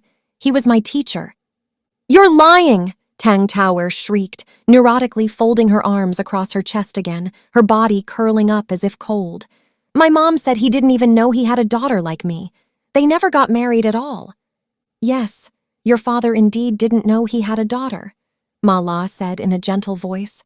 "But if he has a spirit in heaven and knows he has a beautiful daughter who looks so much like him, he would certainly be very happy." "I don't believe what you're saying. He didn't even care about my mom. How could he care about me?" Faced with Tang Kaur's retort, Ma La was momentarily at a loss for words. After a pause, he said, "Perhaps, but people can change. If he'd lived until now, I think he would have changed his views, including his lifestyle." "Why are you so sure?" Tang Kaur said. "Do you understand him that well?" "Of course. I worked and lived with your father for so many years. I always regarded him as my elder brother and mentor." Tang Kaur fell silent. She stared blankly at Ma La for a full minute, then suddenly stood up, grabbed her hair, waved her hands, and shouted, "Why are you telling me all this? Why did you come to see me?" Ma La was startled by her hysterical appearance but quickly calmed down. "I had to come see you because you're Teacher Liu's daughter," he murmured. "You're the only flesh and blood he left in this world." Hearing this, Tang Cower's waving hands suddenly stopped, frozen in midair. After a long while, she lowered them. She stared intently at Ma La. 2 streams of tears gradually welled up from her eyes. Suddenly, with a thump, she fell to her knees, tightly grasping Ma La's hands, saying in a pleading tone, "Think of a way to rescue me from the rehabilitation center. This is no place for people to stay. If I stay any longer, I'll go crazy." Ma La quickly stood up and pulled Tang Cower to her feet. "But I don't have that authority," he muttered. "Why don't you talk to your mother and have her get you out?" "My mom?" Tang Cower wiped the tears from her face with the back of her hand, sobbing. "My mom's heart only has Chen Guangsheng and their precious son. She'd love it if I died here." Looking at this helpless and isolated girl before him, Ma La's heart was seized by deep compassion. He didn't know how to comfort or help her. If Teacher Liu were still alive, what would he do? The moment this thought flashed through his mind, he shook his head. No, if Teacher Liu were still alive, his daughter certainly wouldn't be like this. Tang Cower was still sobbing. Ma La seemed to have fallen into an ice cave, unable to move, unable to say a word. His head felt numb. He didn't even hear when probationary officer Luo Cheng entered the visitation room to urge Tang Cower to go for her routine physical examination. By the time Ma La returned from the rehabilitation center to the Yanhe County Han Office guest house, it was already quite late. After washing up and lying in bed, he turned on the TV and flipped through several channels. They were all the same, nothing but fighting and killing, either anti-Japanese war or bandit suppression. He found it utterly boring. Just then, someone knocked on the door. Ma La shuffled over in his slippers and opened the door to find Ding Yupeng, carrying a pungent smell of alcohol and cold air, walking unsteadily, clearly drunk. During these 2 days in Wuhan, Ding Yupeng had been busy all day visiting leaders and experts, attending this meeting and that activity. Although the two lived on the same floor, they hadn't even had a chance to meet. "Where did you go during the day?" Ding Yupeng's tongue was somewhat tied. "I looked everywhere for you." "I went to the rehabilitation center. You were busy with your official business. Why were you looking for me?" Ma La glanced at him. "You're drunk. Should I make you some tea to sober up?" "No need, I'll just say a couple things and go." Ding Yupeng stopped him, his tone somewhat mysterious. "Guess who I invited to this afternoon's meeting?" "Who?" "Murong Chu." Ding Yupeng slowly pronounced the 3 characters from his mouth. "I even mentioned you to her, and your brother." Ma La looked at him, not knowing what he was trying to say. "When I mentioned your brother's name, her reaction was somewhat unusual." Ding Yupeng stared at Ma La in a daze, saying with a half-smile, "She even asked about you. Aren't you going to go see her?" Ding Yupeng's deliberately exaggerated tone made Ma La feel somewhat baffled. He furrowed his brow and said insincerely, "I haven't decided when to go yet. Professor Murong has feelings for our Yanhe. You should still go see her." Ding Yupeng walked toward the door. Just as he reached it, he turned his face back and said, "2 friends from Shuiguo Lake invited me to a tea house for tea. Do you want to come along?" Ma La knew Ding Yupeng was just being polite. Shuiguo Lake was where the provincial government was located. He'd always kept his distance from Ding Yupeng's official circle of friends. It was the same when doing business before, let alone now. Closing the door and lying back in bed, Ma La spaced out for a while.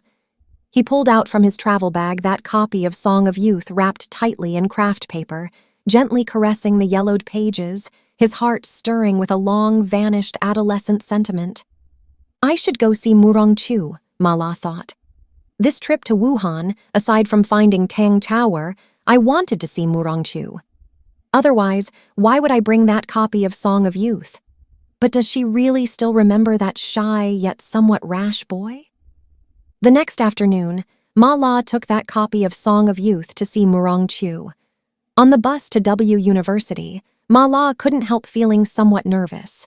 Images of Murong To from his adolescence kept floating through his mind. Back then, Sister Murong had been dignified and beautiful, her whole being radiating youthful vitality, and that intoxicating scent of face cream, Getting off the bus at the W University gate, Ma La followed the endless stream of people into the campus. Following the address Ding Yupeng had given him, he finally found that magnificent professor's building with considerable difficulty. He reported to the security guard whom he was looking for. The guard told him Professor Murong had gone out and nobody was home. He had no choice but to wait at the residential complex entrance. But he waited until evening and still didn't see Murong Chu return. When the row of streetlights in front of the complex lit up, Ma La realized he couldn't wait any longer. He handed over that copy of Song of Youth wrapped tightly in plastic to the security guard, asking him to pass it on to Murong Chu, then left. Ma La walked toward the campus gate with a disappointed heart. Crossing that sloping path, Ma La saw a woman in a deep red windbreaker walking toward him. As they passed each other, both involuntarily glanced at the other. Because it was already dark, neither saw the other's face clearly, or even if they had seen clearly, they might not necessarily have recognized each other. Chapter 11. He had to be like a tree, firmly planting his feet in the soil until he grew into a flourishing forest. One morning in May of the following year, Ma La pushed open the door. Thick, wet fog surged toward him like a tidal wave. He stepped back, stunned for a moment, then shouldered an iron spade and plunged headlong into the sea of fog. The fog had begun descending in the middle of the night, soundless, overwhelming, layer upon layer, thick and viscous like milk, like rice soup, boundless and vast. The entire world had become an enormous sea of fog. Shenhuangzhou was merely a tiny island in this sea of fog. The village, fields, river embankment, outer beach, all were submerged in the vast sea of fog. This was summer fog. Unlike autumn fog with its heavy, somber quality, it had the elegance of silk, the lightness of wisps of cloud. It was also like an innocent, playful child, naughtily running and frolicking across the plains, playing to its heart's content. From time to time, it would touch your face and hair with its soft little hands, or tug at your lapels, then dart away before you could react. When you walked forward, it walked forward. When you stepped back, it stepped back, always maintaining an elusive distance from you, as if playing hide-and-seek. After Ma La had walked in the heavy fog for a while, his hair and eyebrows were covered with pearl-like dewdrops. His plastic rubber shoes became sticky with damp soil, making squelching sounds as he stepped on the ground. He simply took off his shoes and walked barefoot on the soft earth. The fog was truly too thick. Beyond 3 paces, one couldn't distinguish anything. All scenery seemed covered with a thick gauze curtain, becoming shadowy and indistinct. From time to time, he could hear the patter of fog condensing into droplets and rolling from grass blades and branches to the ground, rising and falling, endless, continuous. It seemed even the air had turned into countless wet towels that would drizzle if you wrung them lightly. Walking in it, one felt as if walking in a cage, feeling an inexplicable irritation, even fear, worried about never being able to walk out of this boundless sea of fog. If it were a child or an outsider completely unfamiliar with the environment, they would worry even more about getting lost in the heavy fog. Ma La, who had drifted outside for many years, truly had a feeling of coming home. And a person in their own home won't get lost, not to mention in fog filling the sky. Even blindfolded, he could reach any place he wanted to go without the slightest error. Ma La had no doubt about this. For instance, right now, walking on the outer beach shrouded in fog, with white mist beyond 3 paces, he wasn't the least bit worried about going the wrong direction. His familiarity with the outer beach seemed to exceed his familiarity with his own body. He knew intimately every puddle on the wasteland, every tree, every clump of reeds, as intimately as he knew every inch of his own skin. Although only a little over half a year had passed, it was enough time for Ma La to burn wasteland and cultivate on this long-abandoned land. Now, if it were a clear day with transparent air, you could open your eyes and see young kiwi trees swaying in the wind on the outer beach by the Shenhuangzhou riverbank. These kiwi trees had only recently been planted. They grew thin and spindly. When blown by the strong wind from the river surface, they would sway and tilt, immediately arousing a trace of pity, never failing to tug at his heartstrings. In Ma La's eyes, these kiwi trees were like a group of tender children. He dreamed of them growing up quickly and bearing fruit. Every day he would patrol the orchard several times, weeding for this tree, banking up soil loosened by field mice for that tree, plus work like fertilizing and applying pesticides. The kiwi cultivation techniques he'd learned at the labor reform farm came in very handy. He usually carried a book on fruit tree cultivation with him. Whenever he encountered a technical problem, he'd take it out and flip through it, then prescribe the right remedy. When Ma La finished a circuit of his kiwi orchard and returned, the sun had already broken through the thick fog, revealing a rosy face. He walked up the river embankment, wiped away the dew standing on his hair and eyelashes, and facing the myriad rays of dawn light, gazed into the distance. The first thing he saw was his home. Yes, Ma La had already settled in Shenhuangzhou. This home wasn't Big Bowl Uncle's guard shack, but the house he'd just finished building. At first, Big Bowl Uncle hadn't approved of him building a house. The guard shack had so many empty rooms, enough for the two of them to live in. But Ma La had his own ideas. He felt the guard shack was collective property for use during flood prevention. Living there all the time, wouldn't he be somewhat suspected of taking advantage of public property?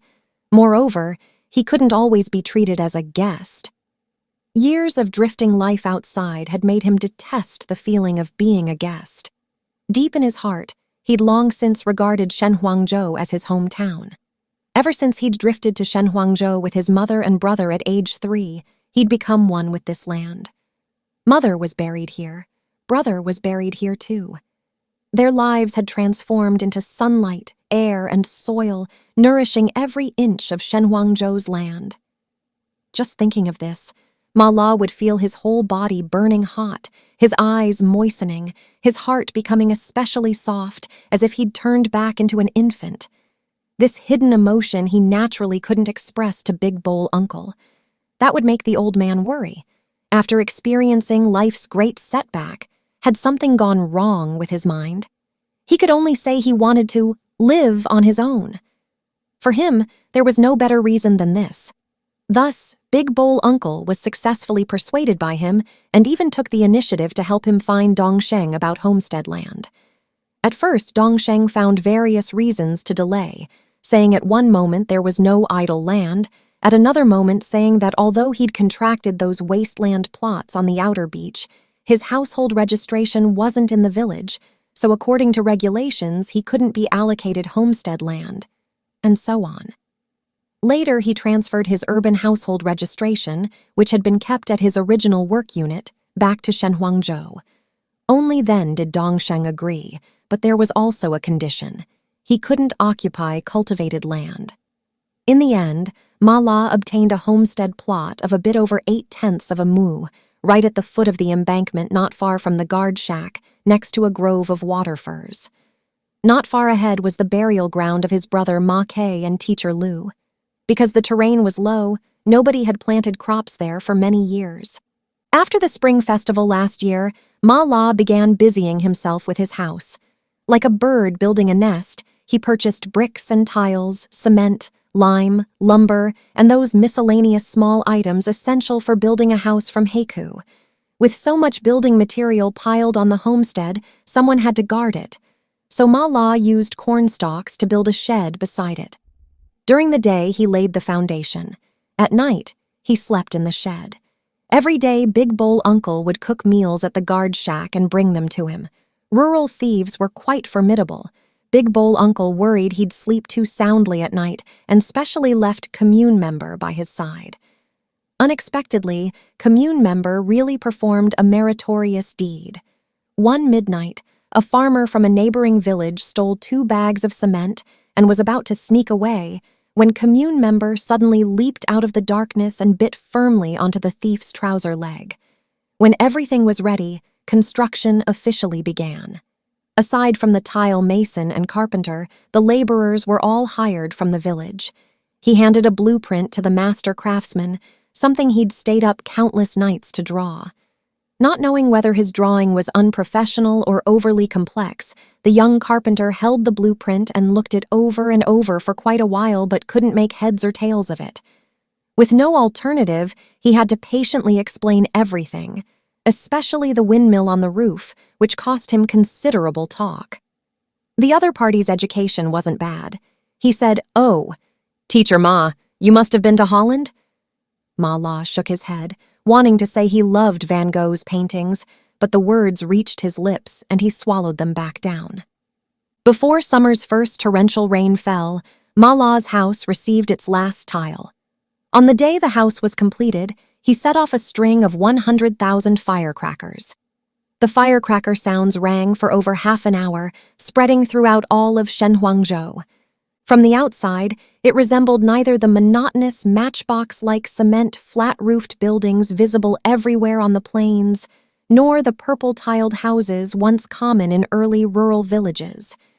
Its roof was pointed and slender like a bamboo shoot. Most peculiar was the windmill standing on the roof, painted bright yellow-orange with tung oil.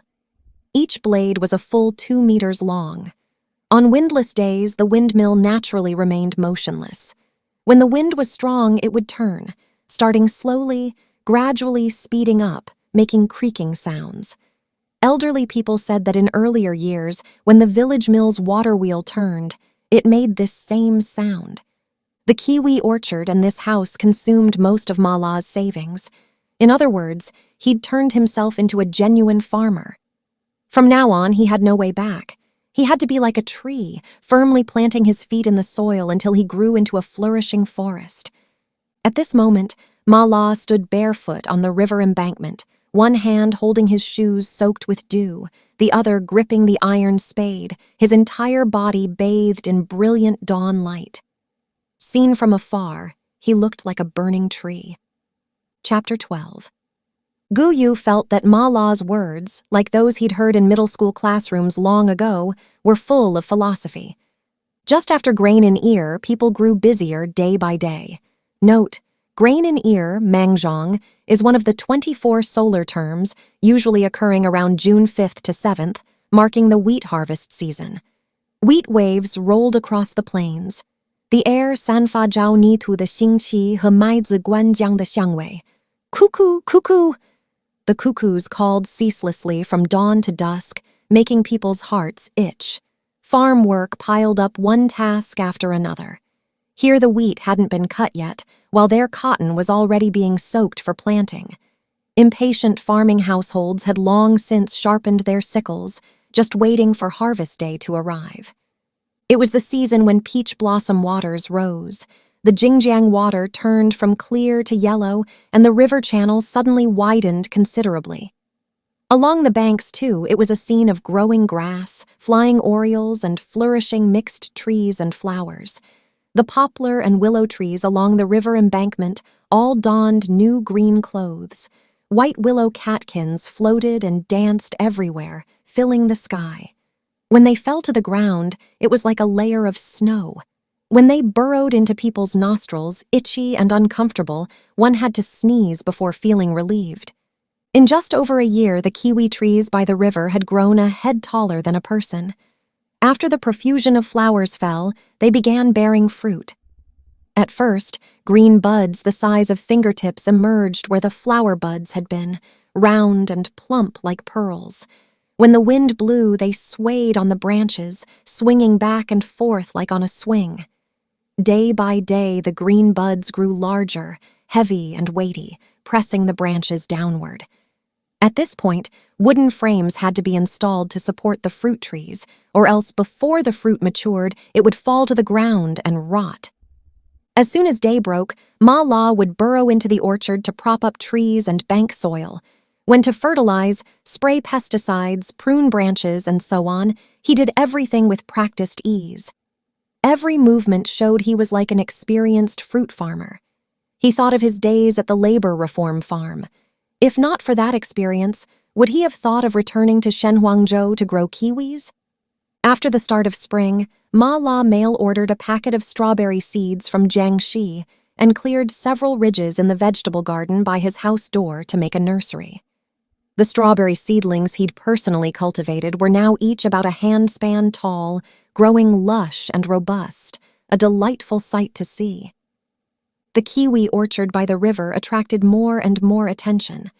Mainly some curious children and women would come to the orchard in 2s and 3s, walking here, looking there. Some would even reach out to touch the fruit on the branches. Incidents of accidentally breaking branches or knocking off unripe fruit occurred from time to time. Ma La had no choice but to go to Heku and buy a large bundle of nylon netting to enclose the orchard. He even deliberately erected a wooden sign on which he'd written in brush pen several large characters. "Orchard important area, please do not enter." When they weren't allowed into the orchard, they shifted their target to Ma La's house. That house with the windmill had become a peculiar sight in Shenhuangzhou. Everyone passing by would cast curious glances. At first, they stood at a distance as if afraid of something, pointing with their fingers while muttering something, appearing very mysterious. But strangely, they never spoke the name Ma La, only saying, "Teacher Ma did this or that." Everyone in Shenhuangzhou was accustomed to calling him Teacher Ma and actually didn't know what his name was. Later, some bold children approached the house, craning their necks to peer inside. The house was quiet. One couldn't tell whether the owner was inside or had gone to the orchard. They weren't satisfied. Their real target was the rotating windmill on the roof. They didn't dare presumptuously rush inside. Deep down, they felt somewhat afraid of the owner. One bold little boy picked up a clod of earth from the ground and threw it at the upper story. The clod landed on the windmill frame with a bang.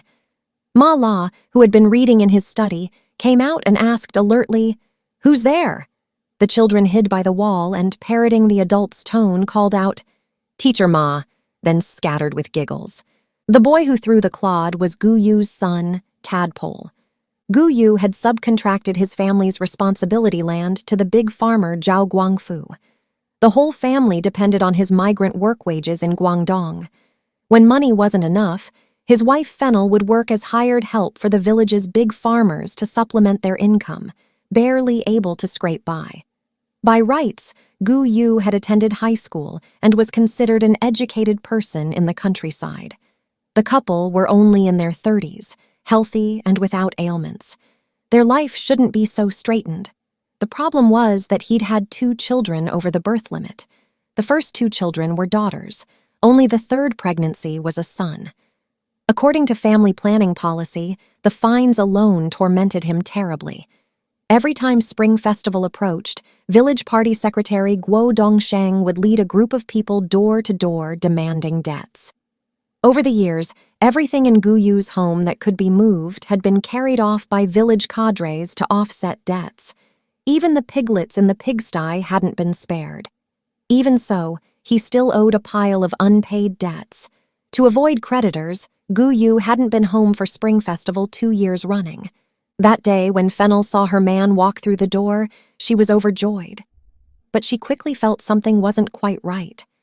When her man hugged their son Tadpole affectionately, he was clumsy and awkward, as if one hand couldn't quite exert force. Looking carefully, her man's left hand was missing 2 fingers.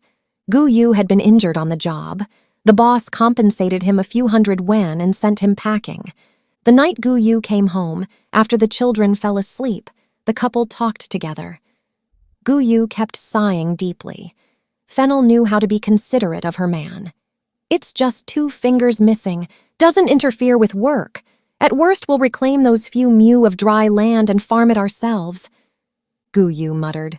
"Farm what fields? We haven't even paid off our debts yet." "Having debts doesn't mean we can't live," Fennel comforted him. "I heard the country will soon abolish agricultural taxes. When that happens, won't farming have prospects?" "Who told you that?" "Teacher Ma." "Which teacher, Ma?" "What other teacher Ma?" "Teacher Ma La who used to teach at Heku Middle School." "Didn't he go to prison?" Gu Yu said in surprise. "Over a decade ago, he was a really famous figure in our Shenhuangzhou." "Teacher Ma came back to Shenhuangzhou to farm," Fennel said. "But I feel he's still different from us." Where is Teacher Ma now? Gu Yu couldn't sit still. I haven't seen him in over a decade. I have to go see him. Early the next morning, Gu Yu took the opportunity of fetching water from the river to look for Ma La. He approached that house with the windmill by the river embankment and saw from afar someone wearing a straw hat, holding a shovel, weeding strawberries in the nursery by the door. That focused, efficient manner was like an old farmer. Gu Yu recognized at a glance this was his middle school teacher and called out, "Teacher Ma." Ma La also recognized this former student of his. "It's you, Gu Yu." He walked out from the nursery and removed the straw hat from his head. "Didn't you go to work in Guangdong? When did you come back?" The teacher and student, who hadn't seen each other in years, sized each other up, inevitably exchanging pleasantries. The teacher and student were only 7 or 8 years apart in age. Back then, after Ma La graduated from Yanhei Teachers College and was assigned to Heku Middle School to teach 10th grade Chinese, Gu Yu happened to be in that class. Gu Yu's father had died early. His mother's health was originally poor. She raised him and his younger sister alone. Life was very tight. He often didn't even have money to buy meal tickets and ate only 2 meals a day. Malnourished, he was a head shorter than other students. At that time, Ma La had just started working. Although his salary wasn't high, he'd still helped him out several times. Not long after Ma La resigned and went into business, Gu Yu also dropped out of school due to family difficulties. Regarding Gu Yu's questions about his experiences over all these years, Ma La brushed them aside lightly with, "Let the past be past." Whether failure or success, people cannot immerse themselves in the past, he said in a low voice. What's important is the present and future. Otherwise, there's nothing to speak of. Gu Yu felt that Ma La's words, like those he'd heard in middle school classrooms long ago, were full of philosophy. Ma La led him on a complete tour of that house with the windmill upstairs and down. Besides the windmill on the roof, Gu Yu focused his tour on Ma La's study. The study was on the 2nd floor. In it were 2 large bookcases crammed with books and journals. On the desk by the window was even a 486 computer. These things were rarely seen in the countryside. Gu Yu had worked outside for many years and knew a thing or two about computers' benefits. He plopped down in front of the computer, gripped the mouse, and operated it a few times, exclaiming in admiration, "This thing can write, draw pictures, and even play games." "You can also get online," Ma La corrected. "Everything's on the internet. Science, culture, economics, politics, art, all encompassing." As he spoke, he paced excitedly around the room, then suddenly stopped, furrowing his brow and muttering, "Too bad I can't get online here yet. No internet line." He rubbed his hands together, then clasped his palms together and shook them before Gu Yu as if making a bow. "But I'm working on a solution. Soon I'll be able to get online. Then when I want to know any information, just move the mouse lightly and it's solved." That day, Gu Yu stayed in that house with the windmill for a very long time. Not until Fennel sent Tadpole to call him did he remember the family was still waiting for him to haul water back to cook. After returning home from Ma La's place, Gu Yu was excited all day long. He carefully savored everything he'd seen in that house with the windmill and every word the teacher had said, shaking his head one moment, nodding the next as if possessed, muttering in his mouth, not knowing what he was saying. By evening, lying in bed, tossing and turning, unable to sleep, he had no choice but to turn over and light a crumpled, inferior cigarette. Seeing her man turn into this state after going to that house with the windmill, Fennel couldn't help feeling worried. She reached out to touch his forehead, but Gu Yu pushed her hand away, simply threw on his clothes and sat up. He said, "You think I'm sick? I'm perfectly healthy. Aside from missing 2 fingers, I'm healthier now than at any other time." His voice was very loud, startling Fennel. In all their years of marriage, she'd never heard her husband speak so loudly. That very evening, Gu Yu made a major decision. He would reclaim those few mu of responsibility land subcontracted to Zhao Guangfu and farm them himself. Hearing this, Fennel couldn't quite believe it. "Aren't you afraid of losing money? Our family has 5 mouths to feed." Not afraid. Teacher Ma said that nowadays our countryside has even broader horizons than the city. As long as we master solid skills, our family won't lack good days ahead, Gu Yu said with unprecedented confidence. Teacher Ma used to be a company president, someone who's seen the big world. Besides, those 2 big cabinets are full of books and there's a computer. Once we get online, we'll have all kinds of information. With information, the countryside won't be much different from the city. Haven't you seen that house with the windmill? I've only seen that house from a distance, and the windmill, never been inside. What's that windmill for anyway? Fennel said, her face full of bewilderment. I don't understand. Books can't be eaten as food or worn as clothes. Why does Teacher Ma need so many books? Yes, Teacher Ma has too many books. He can't read them all by himself. Someone needs to help him read, Gu Yu muttered to himself. I always feel that house is still missing something. Missing what? Gu Yu didn't answer, but said in an exclamatory tone, Don't you know, Teacher Ma is already 40 years old and still living alone. Just for this reason alone, he's such an extraordinary person. The next morning, when Fennel opened her eyes, she discovered Gu Yu wasn't beside her. She quickly threw on clothes and got out of bed, walked around the house, but didn't see her husband's shadow either. This ordinary peasant home was truly bare-walled. The furniture and television from when they married had all been carried off by village cadres to offset debts. Aside from the table and stools for eating, there was nothing else. Fennel opened the back door of the main room and only then saw Gu Yu. He was repairing the pigsty. They hadn't raised pigs in several years. The pigsty had long fallen into disrepair. 2 of the 4 walls had collapsed and half the roof had caved in too. At this moment, Gu Yu, with rolled-up sleeves, was bent over clearing away rubble and broken bricks. From the looks of it, he was preparing to raise pigs again. Chapter 13. As soon as he held those comic books in his hands, it was as if he walked into those years filled with gunpowder smoke and raging war. The torrential rain began in the middle of the night. Wind aided the rain's force with lightning flashing and thunder roaring. By daybreak, though the wind had stopped, the rain continued, only changing from a downpour to a drizzle. All of Shenhuangzhou was shrouded in misty rain. The Jingjiang water had surged several feet overnight. River waves beat against the banks, roaring like a wild beast in heat, making people's scalps tingle. Because the terrain was so low, those several ridges of thriving strawberry seedlings in front of Ma La's door were completely submerged. As for the orchard by the river, it looked as if it had been plundered. Many fruit trees had been uprooted by the hurricane, broken branches scattered in the muddy water, a scene of devastation. Most of Shenhuangzhou's crop fields were also flooded. 3 days later, the standing water caused by the torrential rain gradually receded. The dark clouds in the sky hadn't completely dispersed yet. The weather remained somewhat gloomy. The sun only occasionally showed its sickly face before hiding behind thick clouds again. After a while, it would peek out once more, pale without a trace of color. One morning, when the weather still hadn't completely cleared, Ma La made a trip to Heku. The canal connecting Shenhuangzhou to Heku, long dry, had been filled to the brim with rainwater. To drain standing water from their fields, farming households had dug openings in the perfectly good road surface, letting the water rush into the canal. The already potholed canal bed became riddled with holes, causing pedestrians and vehicles to shy away.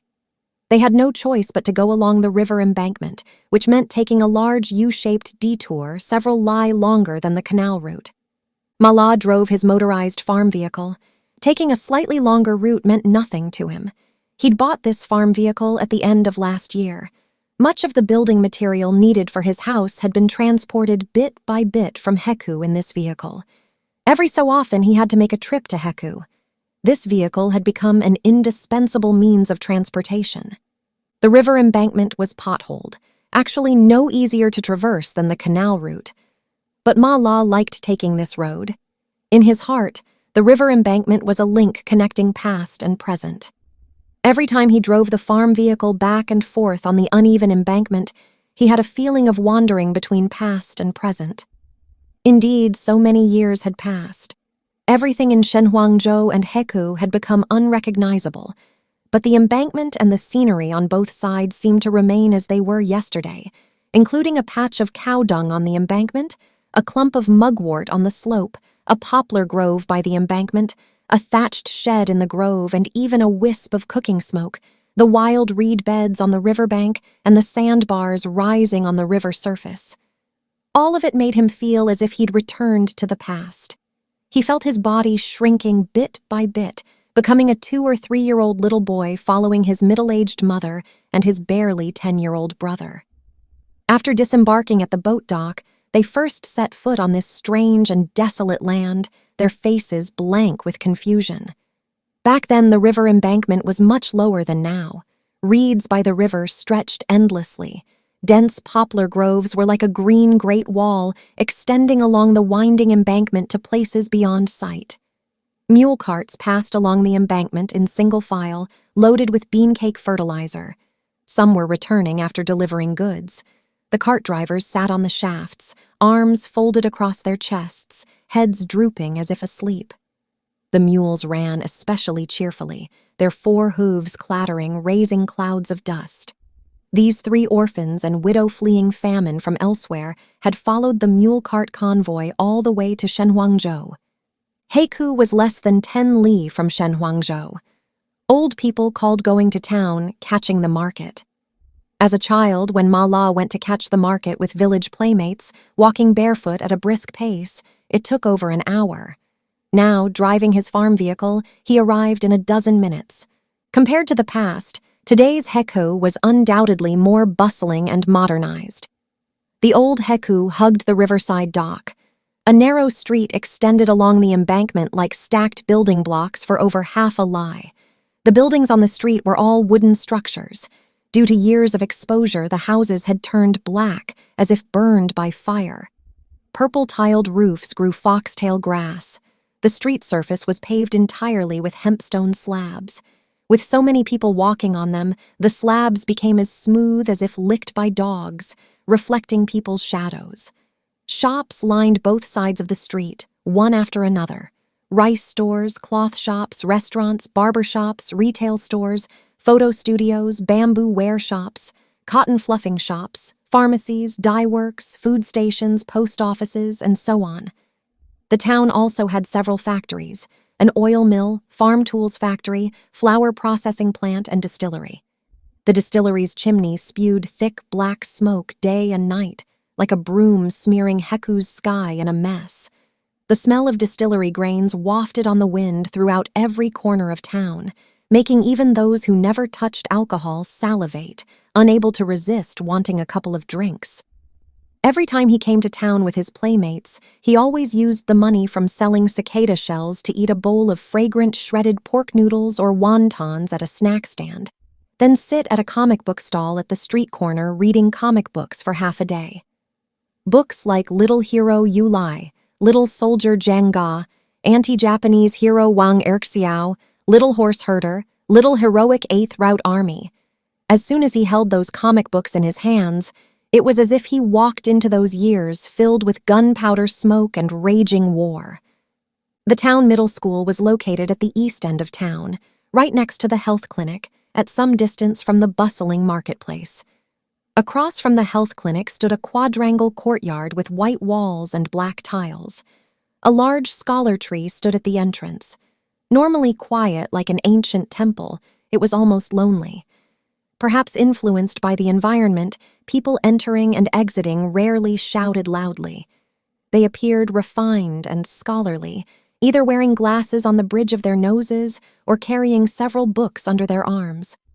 When Ma La and his playmates tired of wandering the marketplace, they would also come to this quadrangle courtyard entrance, but they'd hesitate and not dare go inside.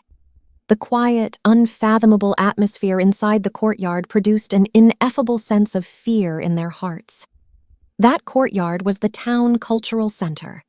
For a long time, in Ma La's heart, culture was that unfathomable thing inside the cultural center, making him concentrate his spirit and thoughts, becoming solemn or reserved. Later, when Ma La attended the town middle school and could enter the cultural center's reading room every weekend to read and borrow books, he still felt somewhat nervous, unable to completely relax, until after he met Yan Hongxia. However, thinking carefully, Ma La's first sighting of Yan Hongxia wasn't at the cultural center but at the photo studio. The photo studio was located in the bustling marketplace. Every time Ma La and his playmates caught the market, they spent the longest time in this market area, including at the photo studio. The photo studio's storefront had a glass display window exhibiting enlarged, developed photographs, black and white, also color, men and women with various expressions, lifelike. Ma La and his playmates had never had their photos taken, so naturally they were full of curiosity. Surrounding the display window, they'd look for a long time. One color photograph of a young girl especially captured their gaze. These country boys had just been chattering like sparrows around the display window, but when they cast their eyes on that photograph of a young girl placed in the window's most prominent position, they all simultaneously fell silent. They were awed by a beauty they'd never seen before. At that moment, Ma La felt dazed, his heartbeat noticeably accelerating, his face somewhat feverish, as if he'd caught a cold. He felt the girl's eyes in the photograph, crystalline like black grapes, were looking at him, her cherry-like little lips faintly holding a trace of a smile. He felt somewhat embarrassed, subconsciously lowered his head and looked away. His playmates argued over whether this photograph of a young girl was of a real person or painted. Everyone's views diverged seriously. One voice against another, nobody could convince anybody. Someone asked him, "Lazi, do you say she's real or fake?" He hesitated, not knowing how to answer, when a middle-aged man in a Mao suit wearing a peaked cap, his face covered with pockmarks, walked out of the photo studio. Ma La recognized him as the photo studio's photographer. He often carried photographic equipment to the countryside on circuit and had even been to Shenhuangzhou. The photographer obviously felt this group of country boys gawking was unseemly. He furrowed his brow and shooed them away from the photo studio entrance like shooing flies. At that time, he never would have imagined the beautiful girl in the photograph was Pockmark's daughter. In young Ma La's heart, Yan Hongxia was like a goddess, a little fairy who'd stepped down from the photo studio's display window. After graduating middle school, Ma La was admitted to Yanhe County Teachers College. After graduation, he was assigned to teach at Hekou Middle School. When he saw Yan Hongxia at the cultural center, his eyes couldn't help but light up. The little fairy he'd seen in the photo studio's display window many years ago flashed through his mind. Finally, one day he mailed Yan Hongxia that poem he'd written while studying at Yanhe Teachers College, "My Son." Many years later, middle-aged Ma La returned to Hekou. When he passed by the cultural center's now dilapidated quadrangle courtyard entrance, Yan Hongxia's fairy-like beautiful face flashed through his mind. He couldn't help sighing from the bottom of his heart. My pure and distant first love. Present-day Hekou was divided into Old Street and New Street. Ever since National Route 203 connecting Yanhe County town and the provincial capital Wuhan passed by the town from the east, the whole of Hekou shifted eastward, forming a new center along the highway. The old street gradually became desolate and cold. Aside from those who had to pass through here to cross the river by ferry or boat, very few people came to patronize it. The new street's roads were spacious and flat. Both sides had square buildings, fashionable and stylish. Things that could previously only be bought in Wuhan or the county town could now be bought in Hekou without difficulty. This change didn't happen overnight, but evolved bit by bit, imperceptibly through time's kneading. But Ma La felt this change seemed to have occurred overnight. He'd obviously overlooked the long years after leaving Hekou, abandoning teaching for business and the time spent in prison. His sense of time seemed different from others, like a broken watch that was either much too slow or much too fast, or simply stopped working altogether. Actually, he didn't have much inclination to linger in this trance-like mood. Every time he came to town, he hurried, either purchasing various miscellaneous daily necessities and pesticides and fertilizers, or going to the post office to send and receive mail. He subscribed to 2 newspapers. One was People's Daily, the other Rural New Report. The rural mail carrier could only make it to Shenhuangzhou once every few days. Often by the time newspapers reached his hands, several days had passed. News really had become old news. So if he wasn't too busy, he'd rather drive his farm vehicle and come to the town post office himself to collect them. Also, the kiwi and strawberry seeds he mail-ordered from elsewhere, after receiving the package slips, he'd come to the post office himself to collect them. Coming and going, Ma La became an old familiar at the post office. Every time he appeared, before he could open his mouth to inquire, they'd hand him the mail receipt book. "Old Ma, sign here." Then they'd hand him the newspapers and mail already prepared. This routine repeated itself every few days. Today was the same. The slight difference was that besides signing for newspapers and mail, Ma La also sent a remittance order. The torrential rain that had just occurred ruined those 2 ridges of well-growing strawberries by his door. That batch of strawberry seeds was an improved variety he'd mail-ordered from a Jiangxi Agricultural Research Institute. Quite expensive. Now he had no choice but to mail-order again. When Ma La finished the remittance procedures and walked out of the post office with a stack of newspapers tucked under his arm, just about to start his farm vehicle, he suddenly heard someone call from behind. "Uncle Ma!" Ma La turned around and saw a young man driving a 3-wheeler stop the vehicle beside Ma La, looking at him with a grin. He was stunned for a moment before recognizing Bao Xiaoli. Ma La felt an ineffable closeness to this young man. Every time he came to town and saw Bao Xiaoli driving his 3-wheeler whooshing past, he'd stop and squint his eyes, watching the dust kicked up behind the 3-wheeler's rear, observing it for quite a while as if appreciating an enchanting jing. Bao Xiaoli felt the same toward him. As long as he saw him, even if carrying passengers in his vehicle, he'd drive over and call out from afar, "Uncle Ma, catching the market? What are you buying?" He didn't know when Bao Xiaoli stopped calling him Teacher Ma and changed to calling him Uncle Ma. This form of address naturally sounded much more intimate. Regarding this seemingly heartfelt intimacy, Ma La had always felt somewhat confused. Was it because Xiaoli was Yan Hongxia's son? Indeed, every time he saw Bao Xiaoli, Ma La could capture Yan Hongxia's shadow in his features and even his smiles. How he wished he could spend more time with Xiaoli, even if just chatting idly. This time was the same. After finishing business at the post office, Ma La had originally planned to go to Guo Dongsheng's house, but he temporarily changed his mind. "Xiaoli, I'm a bit hungry. Will you join me for something to eat?" Actually, Ma La rarely ate in town, and besides, it wasn't yet time for lunch. Bao Xiaoli immediately agreed readily. "Sure, there aren't any passengers right now anyway, but let's be clear, I'm treating you." Ma La was amused by the childishly righteous expression on his face. There were many food stalls on the street, one after another. People came and went. The air was filled with a pungent smell of cooking oil smoke. The food was mostly the same, mainly noodle dishes. A bowl of plain noodles was 1 yuan, shredded pork noodles 2 yuan, beef noodles 3 yuan. There were also stir-fried dishes and rice. Stir-frying a meat dish cost at least 10 yuan, at most around 20 yuan. These prices naturally couldn't compare to Ma La's childhood. Back then, for 1 mao, you could eat a fragrant bowl of shredded pork noodles. When you got home, you still felt the lingering fragrance in your mouth. That happy feeling would last several days before disappearing. The two came to a food stall and found an empty table to sit at. Watching the stall owner hurriedly set out tableware, images floated through Ma La's mind of eating shredded pork noodles as a child after selling cicada shells and scrap. Back then, there were fewer delicious things than now, but the flavor was just as good, possibly even richer than now. The stall owner was hunchbacked.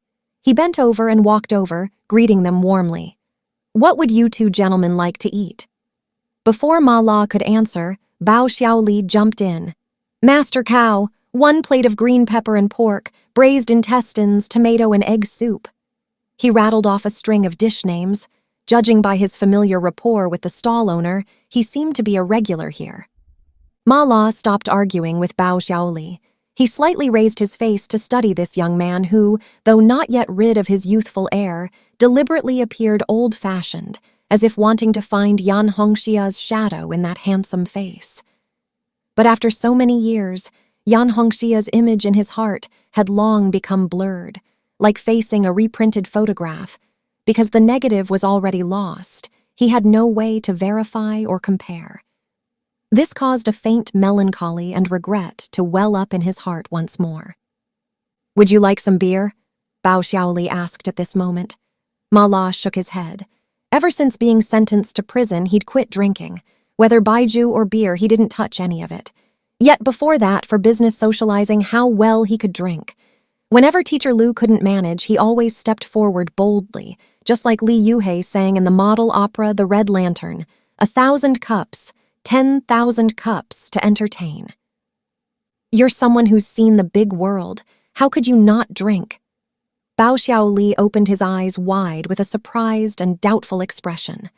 Ma La smiled and asked in return, "So you're quite a drinker?" "Of course. What man doesn't drink?" Bao Xiaoli raised his round head. "Not one of our gang of three-wheeler drivers can outdrink me." "Do you often eat here?" Ma La asked another question. "If not here, where else?" Bao Xiaoli curled his lip, appearing quite carefree. "Those buddies are about the same as me. One person eats his fill and the whole family isn't hungry. Money earned today is spent today. When there's no money tomorrow, go earn more." From Bao Xiaoli's carefree tone, Ma La detected a trace of bitterness. His heart sank, hearing this. He knew something of this young man's background. Back then, not many years after Yan Hongxia married that man surnamed Bao, who was the distillery director, he was fired for embezzlement and sentenced to 2 years in prison. At that time, Yan Hongxia had just given birth to Xiaoli. Yan Hongxia raised her son alone. One could imagine how difficult life was, but after her husband was released from prison, he didn't even come home to see the mother and child once. He went south to make his fortune on his own, and from then on vanished without a trace, life or death unknown. He didn't even write a single letter home. When Yan Hongxia contracted a terminal illness, her father had already died in the labor reform farm. Xiaoli was in middle school. Her only concern was her son. Ma La couldn't imagine how Bao Xiaoli, after losing his mother, had grown up step by step. He thought of his own childhood, but aside from his mother, he at least had an older brother. Although he later also lost his dear brother, they had at least walked together through an impoverished but sun-filled childhood. "Have a bottle of beer yourself, since you like drinking," Ma La said, beckoning to the stall owner to bring a bottle of beer and personally pried off the cap. Bao Xiaoli was obviously somewhat surprised by Ma La's action. He silently looked at this middle-aged man old enough to be his father, wanting to say something. His mouth moved, but nothing came out. The dishes were served. Ma La clumsily poured Bao Xiaoli a glass of beer. "Drink up. When I was young, I also liked drinking this." He spoke in a thoroughly elder tone, but his pouring technique really wasn't very good. Foam overflowed. Bao Xiaoli quickly lowered his head and used his mouth to catch the foam spilling over the rim. This action stirred Ma La's heart. Back in the day when this happened, I did the same thing too. He suddenly noticed Bao Xiaoli quietly watching him, as if discovering something about him. "What are you looking at, Xiaoli?" he asked. Bao Xiaoli hesitated before saying, "Uncle Ma, the first time I saw you, I thought you really had style, like an important person. But in less than 2 years, just based on this outfit and your dark skin, walking on the street, you're really no different from a country farmer." Ma La looked down at his rolled-up trouser legs and a pair of rain boots covered with mud and couldn't help laughing. "Being like a farmer isn't pretty good? Besides, I'm originally from the countryside anyway." "You built a house with a windmill. Is that true?" Bao Xiaoli said curiously. "One day I absolutely must go to Shenhuangzhou to see it." "Who told you that?" Ma La deliberately asked. "A three-wheeler driving buddy said so. He's called Little Cripple, also from Shenhuangzhou." "Little Cripple? Let me think." His dad was buried alive in a tunnel while mining coal outside. His mom abandoned him and ran off with someone. From age 8, he begged on Heku streets. A few years ago, he subcontracted his family's responsibility land to a big farmer surnamed Zhao in Shenhuangzhou. He used the rent to buy a second-hand three-wheeler and pulls passengers with us. He's my best brother. Ma La said, "Oh," and patted his head. "I remember now. There is a half-grown kid in the village who drives a three-wheeler. I've even ridden in his vehicle." Before they knew it, they'd finished eating. Bao Xiaoli wanted to pay, but Ma La stopped him. "Xiaoli, didn't you call me uncle? Don't make an elder uncomfortable." His expression was very serious, making Bao Xiaoli, who had originally wanted to argue with Ma La, deflate like a punctured balloon and obediently let him pay. After paying, Ma La casually asked, "Xiaoli, haven't you thought about switching to a different occupation?" Bao Xiaoli heard the subtext behind this question. He didn't answer immediately. After hesitating, he said, "I've thought about it. I also know I can't drive a three-wheeler my whole life. I heard running express delivery is very profitable. I'm planning to save more money to buy a motorcycle and run express delivery too. What do you think, Uncle Ma?" Ma La felt this kid's mind was quite nimble. He nodded and said, "You're still young. As long as you like it, you can try anything." Ma La had originally wanted to ask about Bao Xiaoli's father's whereabouts, but the words reached his lips and he swallowed them back. What popped into his mind was another question. When Yan Hongxia was alive, how exactly did she discuss me with Xiaoli? Or rather, had she really never forgotten me?